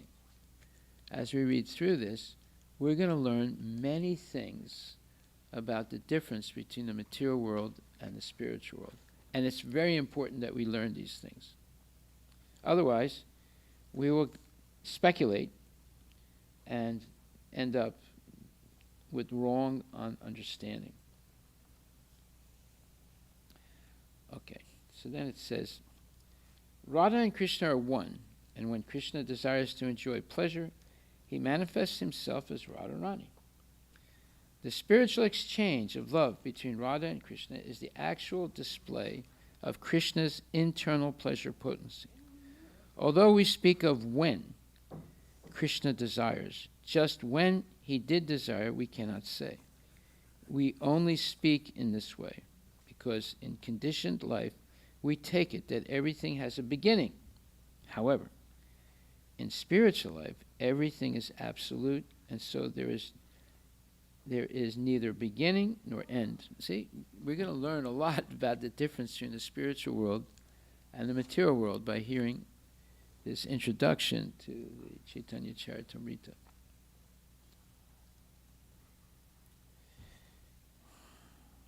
Yet, in order to understand that Radha and Krishna are one, and that they also become divided, the question when automatically comes to mind.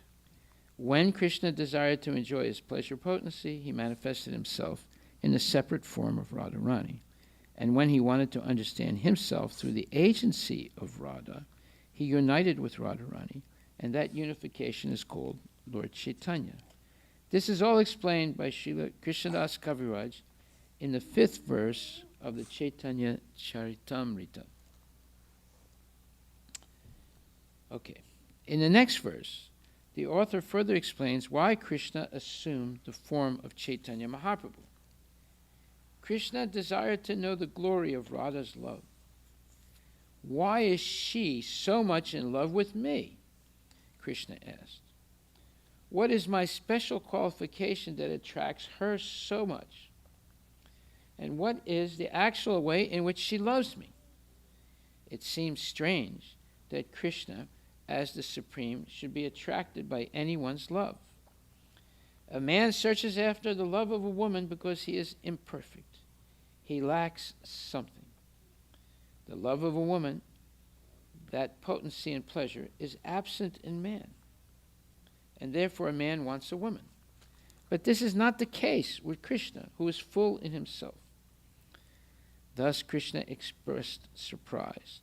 Why am I attracted by Radharani? And when Radharani feels my love, what is she actually feeling?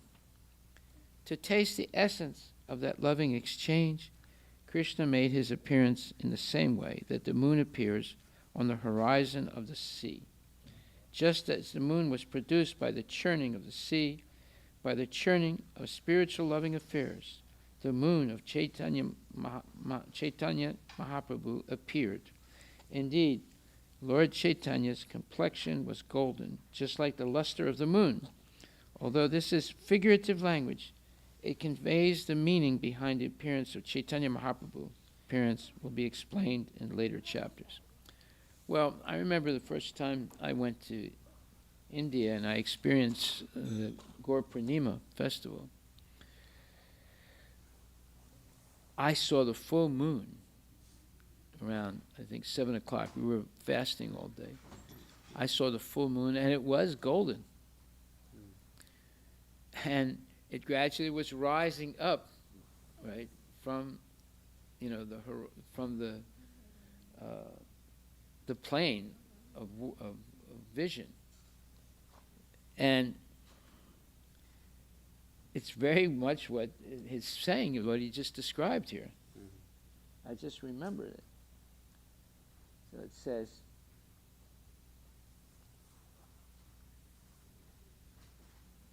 to taste the essence of that loving exchange, Krishna made his appearance in the same way that the moon appears on the horizon of the sea.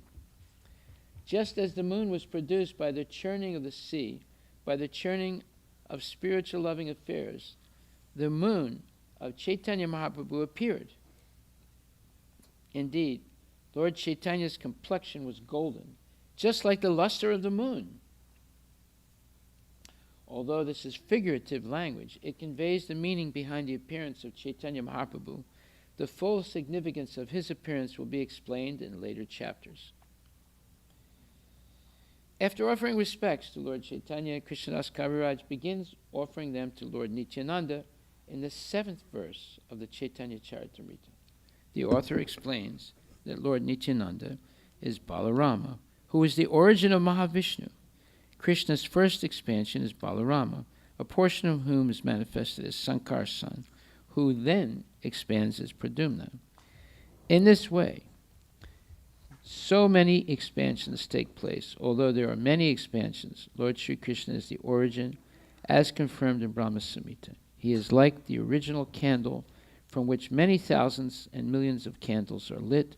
Although any number of candles can be lit, the original candle still remains its identity, still retains its identity as the origin. In this way, Krishna expands himself into so many forms, and all these expansions are called Vishnu Tattva. Vishnu is a large light, and we are all small lights, but all are expansions of Krishna. So here is proof that the Sri Vaishnavas are wrong. Everything is coming from Krishna. And his first expansion is Balaram, and from Balaram comes the first Chatur Sloki, or not Chatur, Vyuha, and then from the Sankar's son of the first Chatur Vyuha comes Narayana, and from Narayana comes the second Chatur Vyuha, and from the Sankar's son and the second Chatur Vyuha comes Mahavishnu, and Garbhodakshay Vishnu, and Shirodakshay Vishnu. So there is the real sequence. Okay, so we're learning a lot of things in this introduction. We've got another couple pages to go, but I'm not going to finish it now. Are there any questions?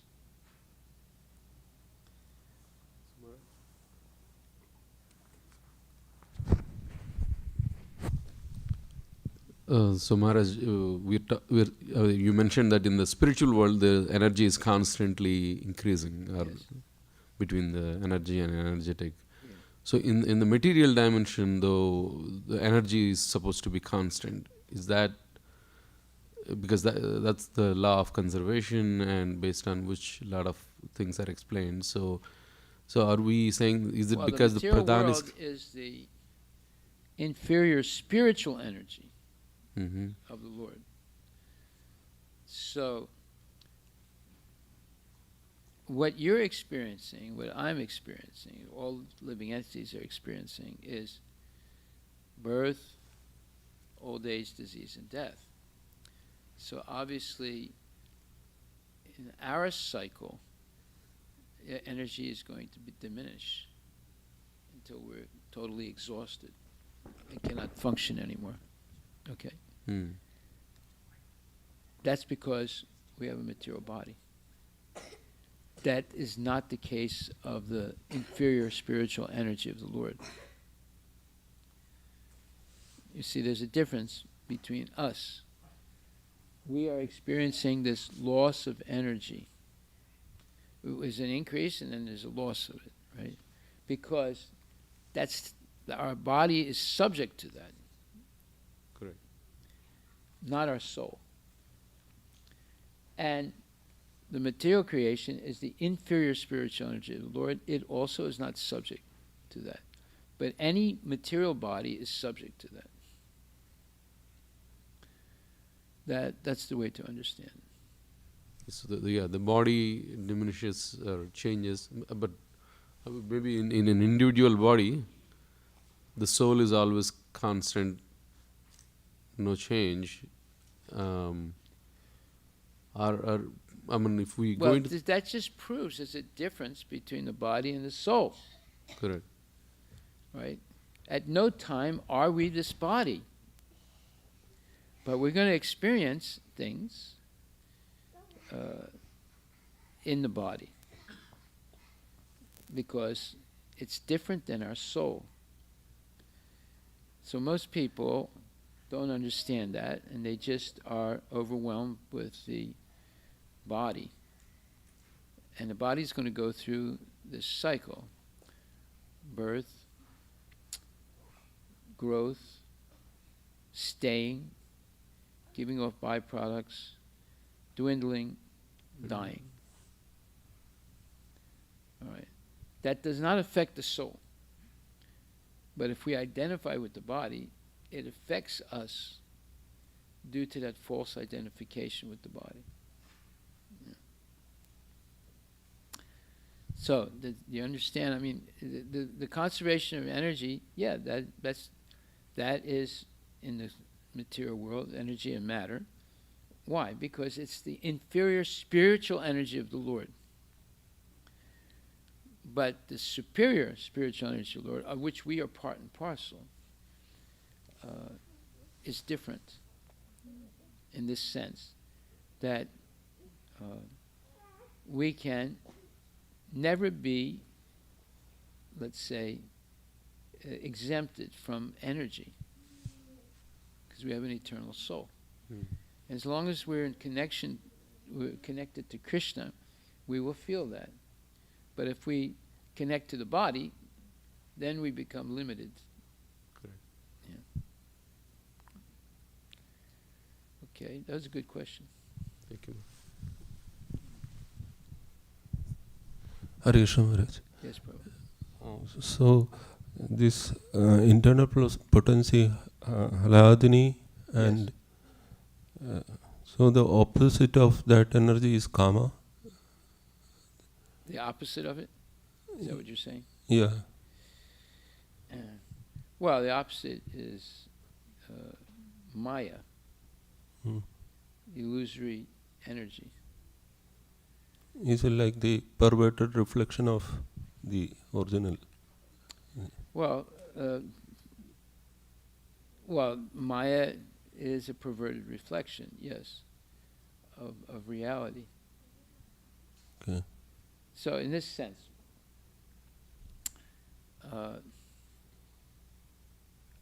when we identify with the soul, okay, then we are no longer, let's say, affected by the body. The body is there, it's going through its changes, we can't stop it, but we're not affected by it. So the example of that would be Prabhupada himself. Right to his last moment, he was translating Srimad Bhagavatam, although his body was completely decimated. In other words, he still had the energy to translate Bhagavatam. And you can go on the internet and you'll see his last moments. He's still translating. So there's an example of someone who is connected to the soul and not to the body. So he still has the energy. Most people in that condition can't do anything. Right? So in that stage, people will not experience any miseries or difficulty. Miseries are there, but they can tolerate it. Okay. Because of higher consciousness.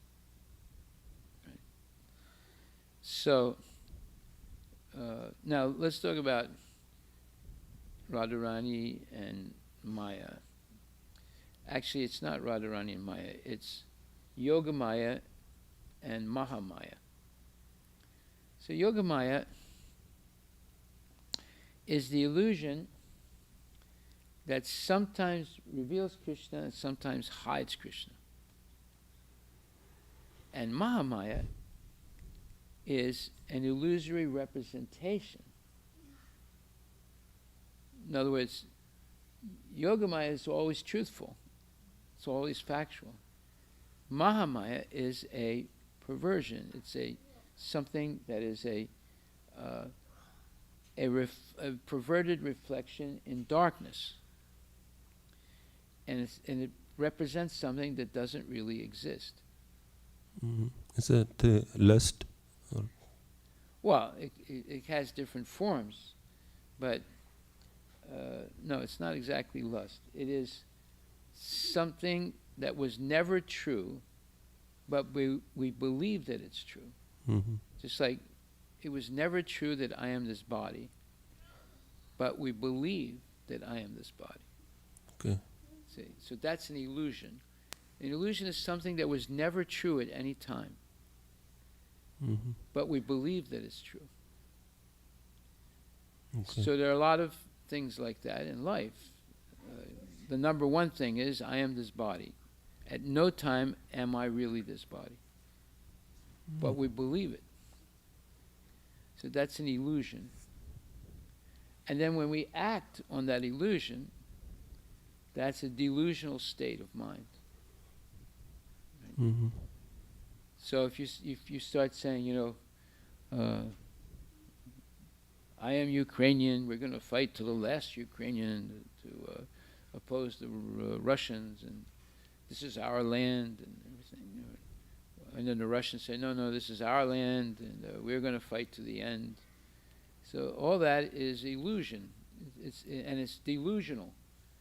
They're screaming out the slogans that are completely false, right? Just like, you have this in India also, you have Kashmir is ours, say the Pakistanis, and then India says, no, Kashmir is ours. So these are all delusional states of mind. The only truth is, everything belongs to Krishna. Nothing belongs to us. Yeah. But we're making all these claims, and we're willing to die for them. Okay, so Yogamaya will reveal Krishna and hide Krishna. But Yogamaya is dealing only with reality. Mahamaya is dealing with things that are illusory, that don't actually exist, but you believe they exist. So, therefore, the perverted reflection in darkness. So the example of that is at night you see these lights here? Yeah. You'll see those lights outside the window. Yes. That is an illusion. That's not. There's no lights outside the window, but it looks like it, and you believe it. Yeah. So you want to know what a perverted reflection in darkness is? You come here at night, you'll see it. Yeah. Right. Okay, so Mahamaya manifests illusory things. Yogamaya sometimes shows Krishna, sometimes hides Krishna. Krishna is not an illusion. So there's a difference between the two. We can't really compare Radharani to Maya. But we can compare Yogamaya and Mahamaya. Okay. Radharani is completely transcendental. There's nothing, there's no relationship that she has with the material world. And it's Krishna also. He has no relationship to the material world. Although the material world is an expansion of his energy. But he's not in any way influenced by it. Even though he comes into the material world. He's always in a spiritual energy. Maharaj, it So is the said that Mayavadis, they say, if Krishna appears he has a material body just like a human being. You see, they're in complete illusion about who Krishna is. Go ahead. Maharaj, it is said that Krishna does not take pleasure, but later it is said that Krishna enjoys pleasure. So I what didn't is it? understand. What did you say? It is said that Krishna does not take pleasure. He does not take pleasure? Yeah, but in later paragraph it is said that Krishna enjoys pleasure. So No, okay. Well, there's two types of pleasure, mundane pleasure and transcendental pleasure. okay, So Krishna does not engage in mundane pleasures, such as like illicit sex and things like that. But he engages in transcendental pleasures, such as his relationship with Srimati Radharani and the gopis. Now you have to remember, they don't have to reproduce. So everything that's related to mundane sex does not exist in the spiritual world. Okay. Because they're Okay. eternal. okay, They have spiritual bodies. If they want to eat, they don't have to eat, but if they want to eat, they can. If they want to sleep, they can. So we're going to learn all these things as we finish the next couple pages. Okay. All these things are explained in detail. Thank you, Maharaj. Microphone, Samarth. Give it, okay. Prabhuji will take it. Go ahead.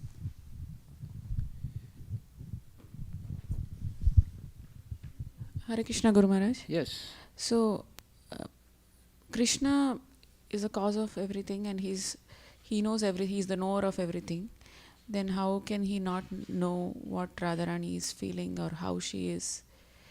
Is it because of Yoga Maya?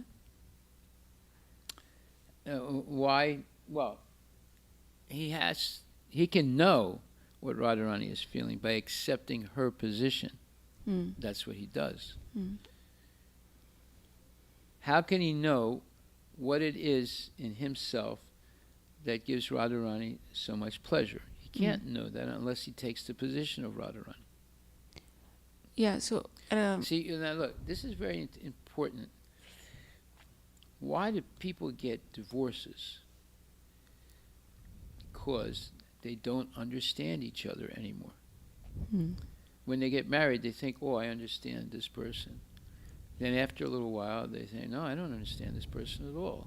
And they don't, and this person doesn't understand me. You see? So then they want to separate. Now, Krishna doesn't separate from Radharani, but he can assume her position to understand what it is that she is seeing in him that gives her so much pleasure. Okay. So, but he exists as Paramatma in everybody, right? That's how he knows we know only our body, but Krishna knows everyone. So, Radharani is inside him as his internal potency, but is Krishna inside Radharani as super soul? Or there is no super soul in... There's no super soul in the spiritual world. Okay. Yeah. It's only in the material world. Okay. You answered your own question. Yes, Maharaj. Haribol. Thank you. Okay, Haribol. I hope you're enjoying this. You see,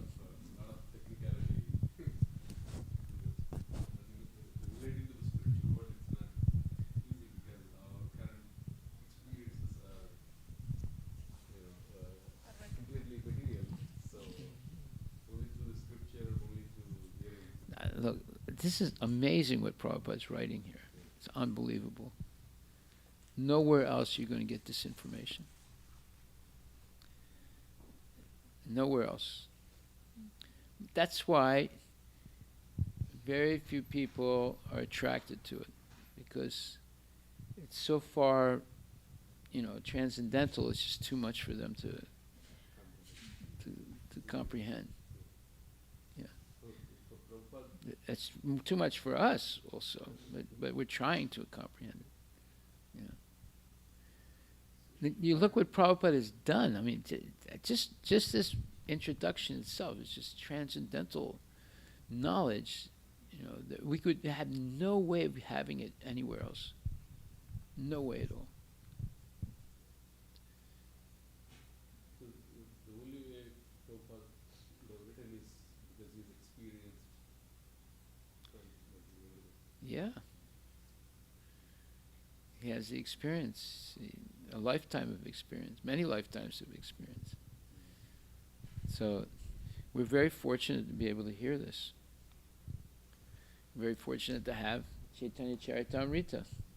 It's full of nectar, right? But the introduction is the real good introduction. It gives us a clear understanding of what's going on in the spiritual world. No one else has this information. You're going to be shocked in the next couple of pages, the things that are going to come out. We'll read that tomorrow. I don't want to read too much at one time because it's so full of ecstasy. You might all faint at one point. Hare Krishna Maharaj, one more question. Yeah. So, Yashodmai and Nanda Maharaj and all the eternal associates of Krishna, they are also internal potency? No, they are pure devotees, right? So, on different levels, they're not on the level of Radharani and the gopis, but they're close, right? They're individuals like us who have attained perfection of love of Krishna. Okay. Now, there's some exceptions, like Balaram. He's not an ordinary. He's not a jiva, right? And the Vishnu and all the expansions, the Vishnu expansions, Narayana, they're not ordinary jivas. But we are ordinary jivas, but we can attain a very high level of perfection by becoming Krishna conscious and getting to the point where we can become the mother or the father of Krishna, or even the intimate friend of Krishna, or the servant of Krishna, right? And even maybe on the level of a gopi. So that's our potential. Potential, yeah. Yeah. It's a great potential, right? It's better than our potential in the material world, which is pretty negative if you look at it. Seriously, our potential in the material world is very negative. It's going to be old age, disease, and death. But that's not who we are. That's the body. But we're going to experience these things in the body. So therefore, we have to completely transfer our consciousness to Krishna consciousness. That way we will not be defeated.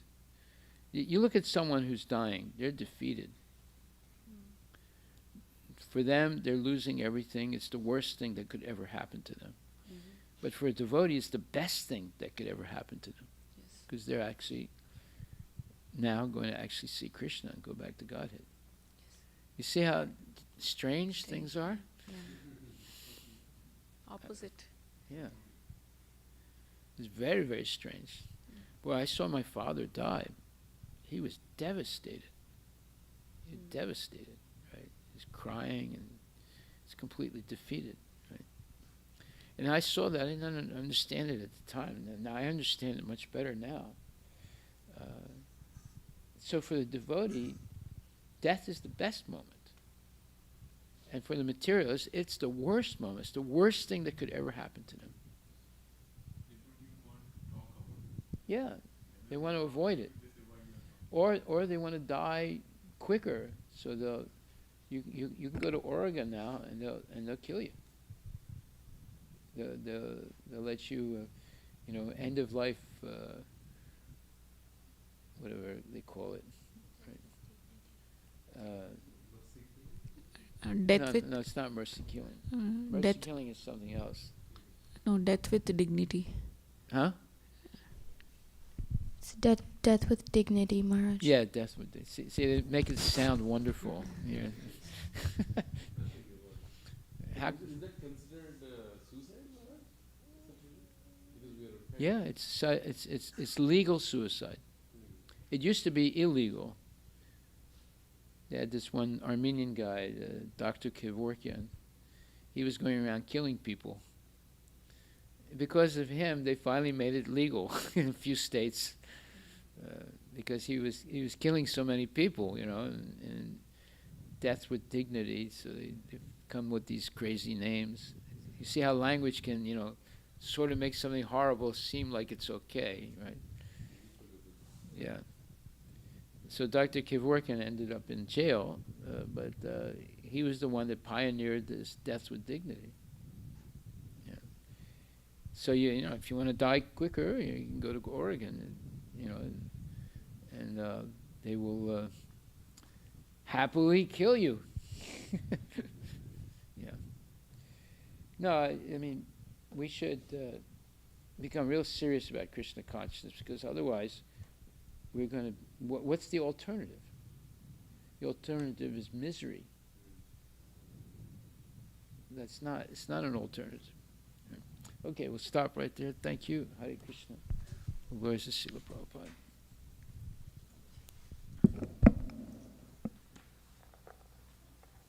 Who is going to sing?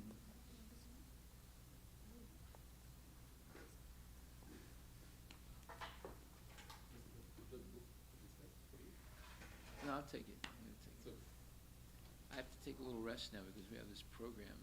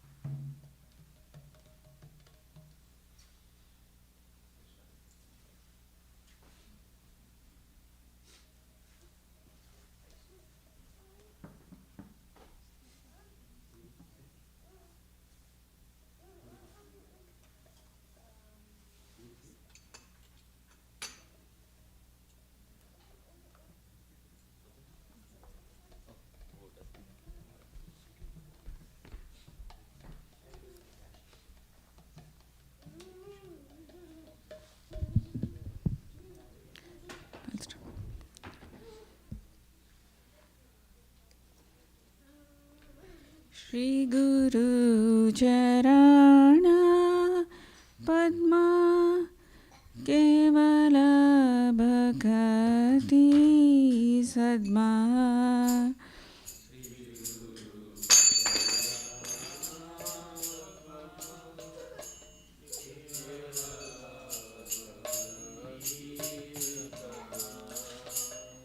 Bandhu Mohi Savadana Mate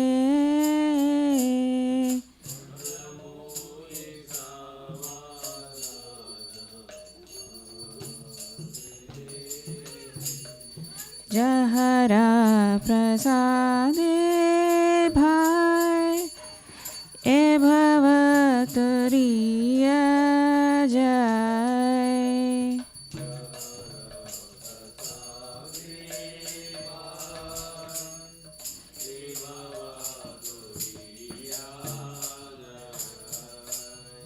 Krishna Prapti Hoy Jaha Hote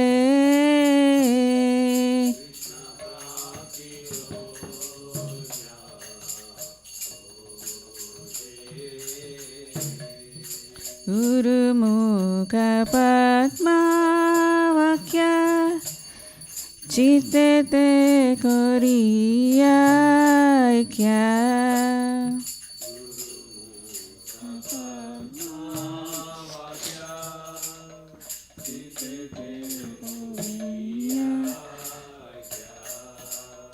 अरना करी हो माने आशा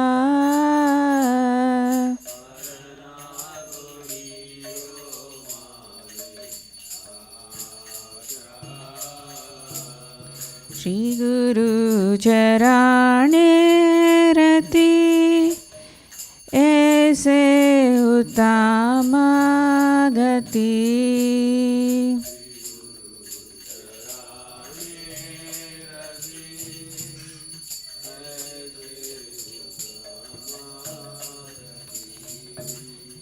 जय प्रसाद पूरे सर्व आशा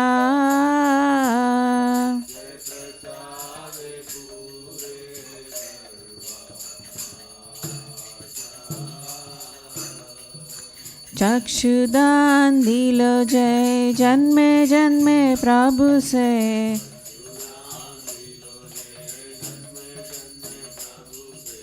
दिव्य ज्ञान हृदय प्रकाशित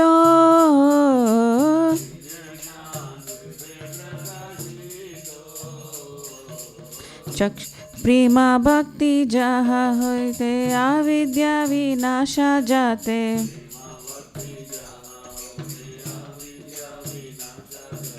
वेदे गाय जहरा चरित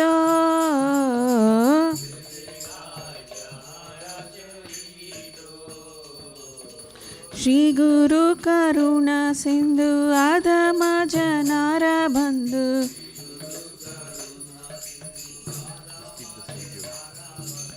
लोकेनाथ लोकेरा जीवाना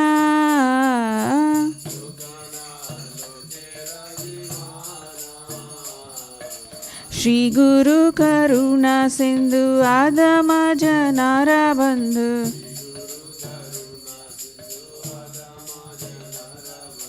लोकनाथ लोकेरा जीवाना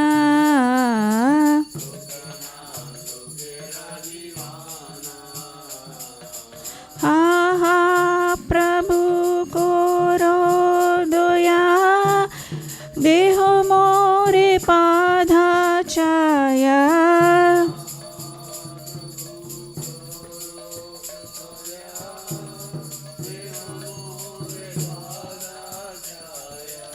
एबेजा सुत्रिभुवना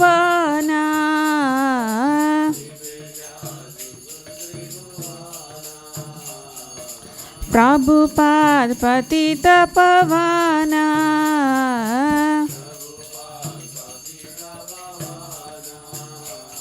शिला प्रभुपाद पतित पवना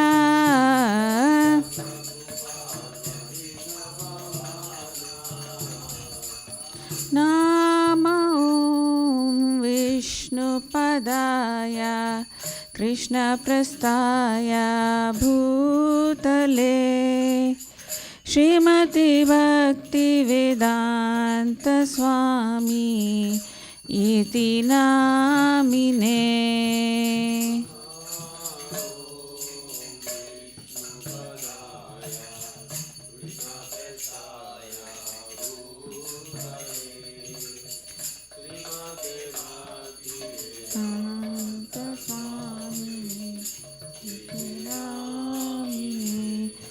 नमस्ते सरस्वती देवे गौरवाणी प्रचारिणे निर्विशेष शून्यवादी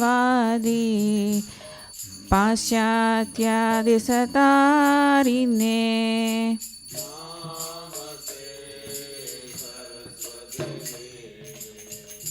गौरवाणी प्रचारिणे निर्विशेष शून्यवादी पाश्चात्या देशतारिणे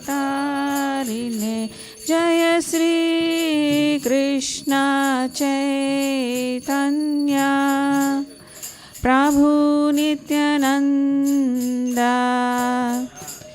श्री अद्वैता गदाधर श्रीवासादि गौर भक्तवृंदा।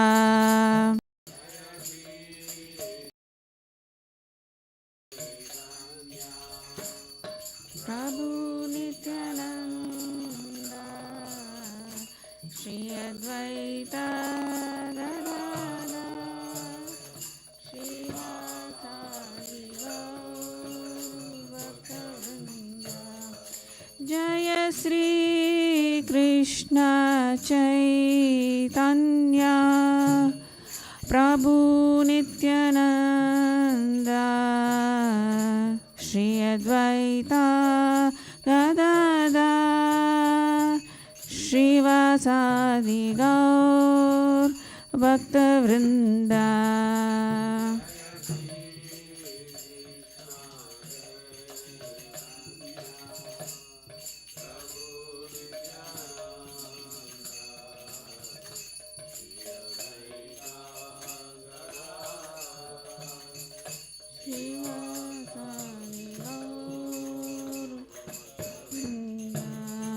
जय श्री कृष्ण चैतन्य प्रभु नित्यानंदा श्री अद्वैता गदाधर श्रीवासादि गौर भक्तवृंदा।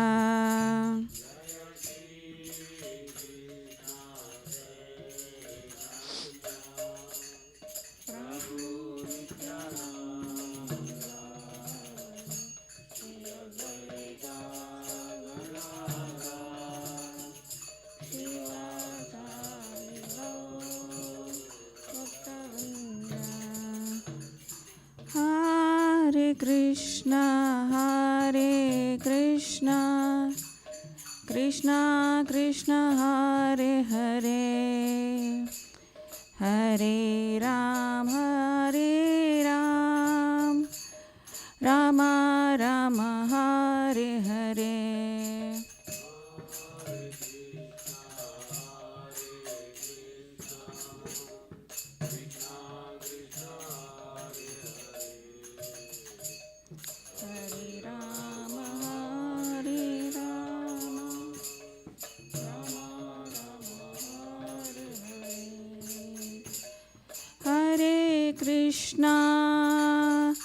Hare Krishna, Krishna Krishna, Hare Hare, Hare Rama,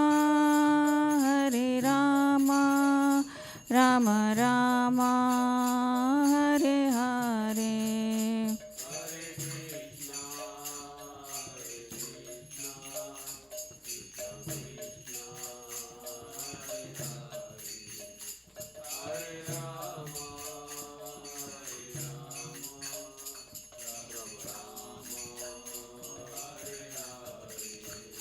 Hare Krishna,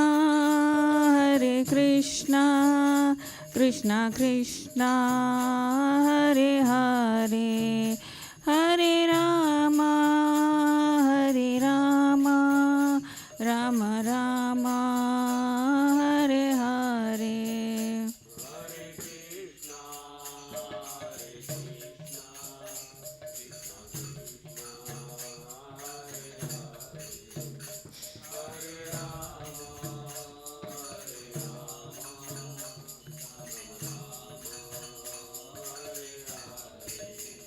Nitai Gaura Hari Bol, Hari Bol, Hari Bol, Nitai Gaura Hari Bol.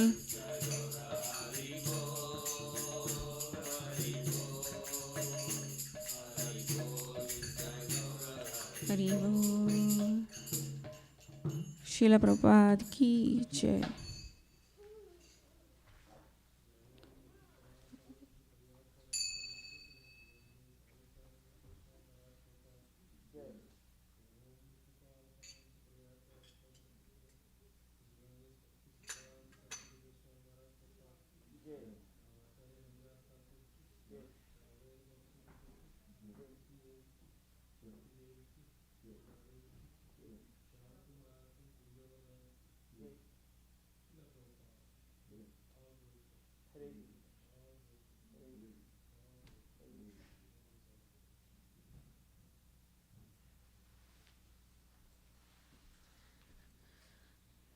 The lotus feet of our spiritual master are the only way by which we can attain pure devotional service. I bow to his lotus feet with great awe and reverence. By his grace, one can cross the ocean of material suffering and obtain the mercy of Krishna. My only wish is to have my consciousness purified by the words emanating from his lotus mouth. Attachment to his lotus feet is the perfection that fulfills all desires. He opens my darkened eyes and fills my heart with transcendental knowledge. He is my Lord birth after birth. From him ecstatic prema emanates. By him ignorance is destroyed. The Vedic scriptures sing of his character. Our spiritual master is the ocean of mercy, the friend of the poor, and the Lord and the master of the devotees. O Lokanatha Goswami, O Master, be merciful unto me. Give me the shade of your lotus feet. Your fame is spread all over the three worlds. Srila Prabhupada ki jai.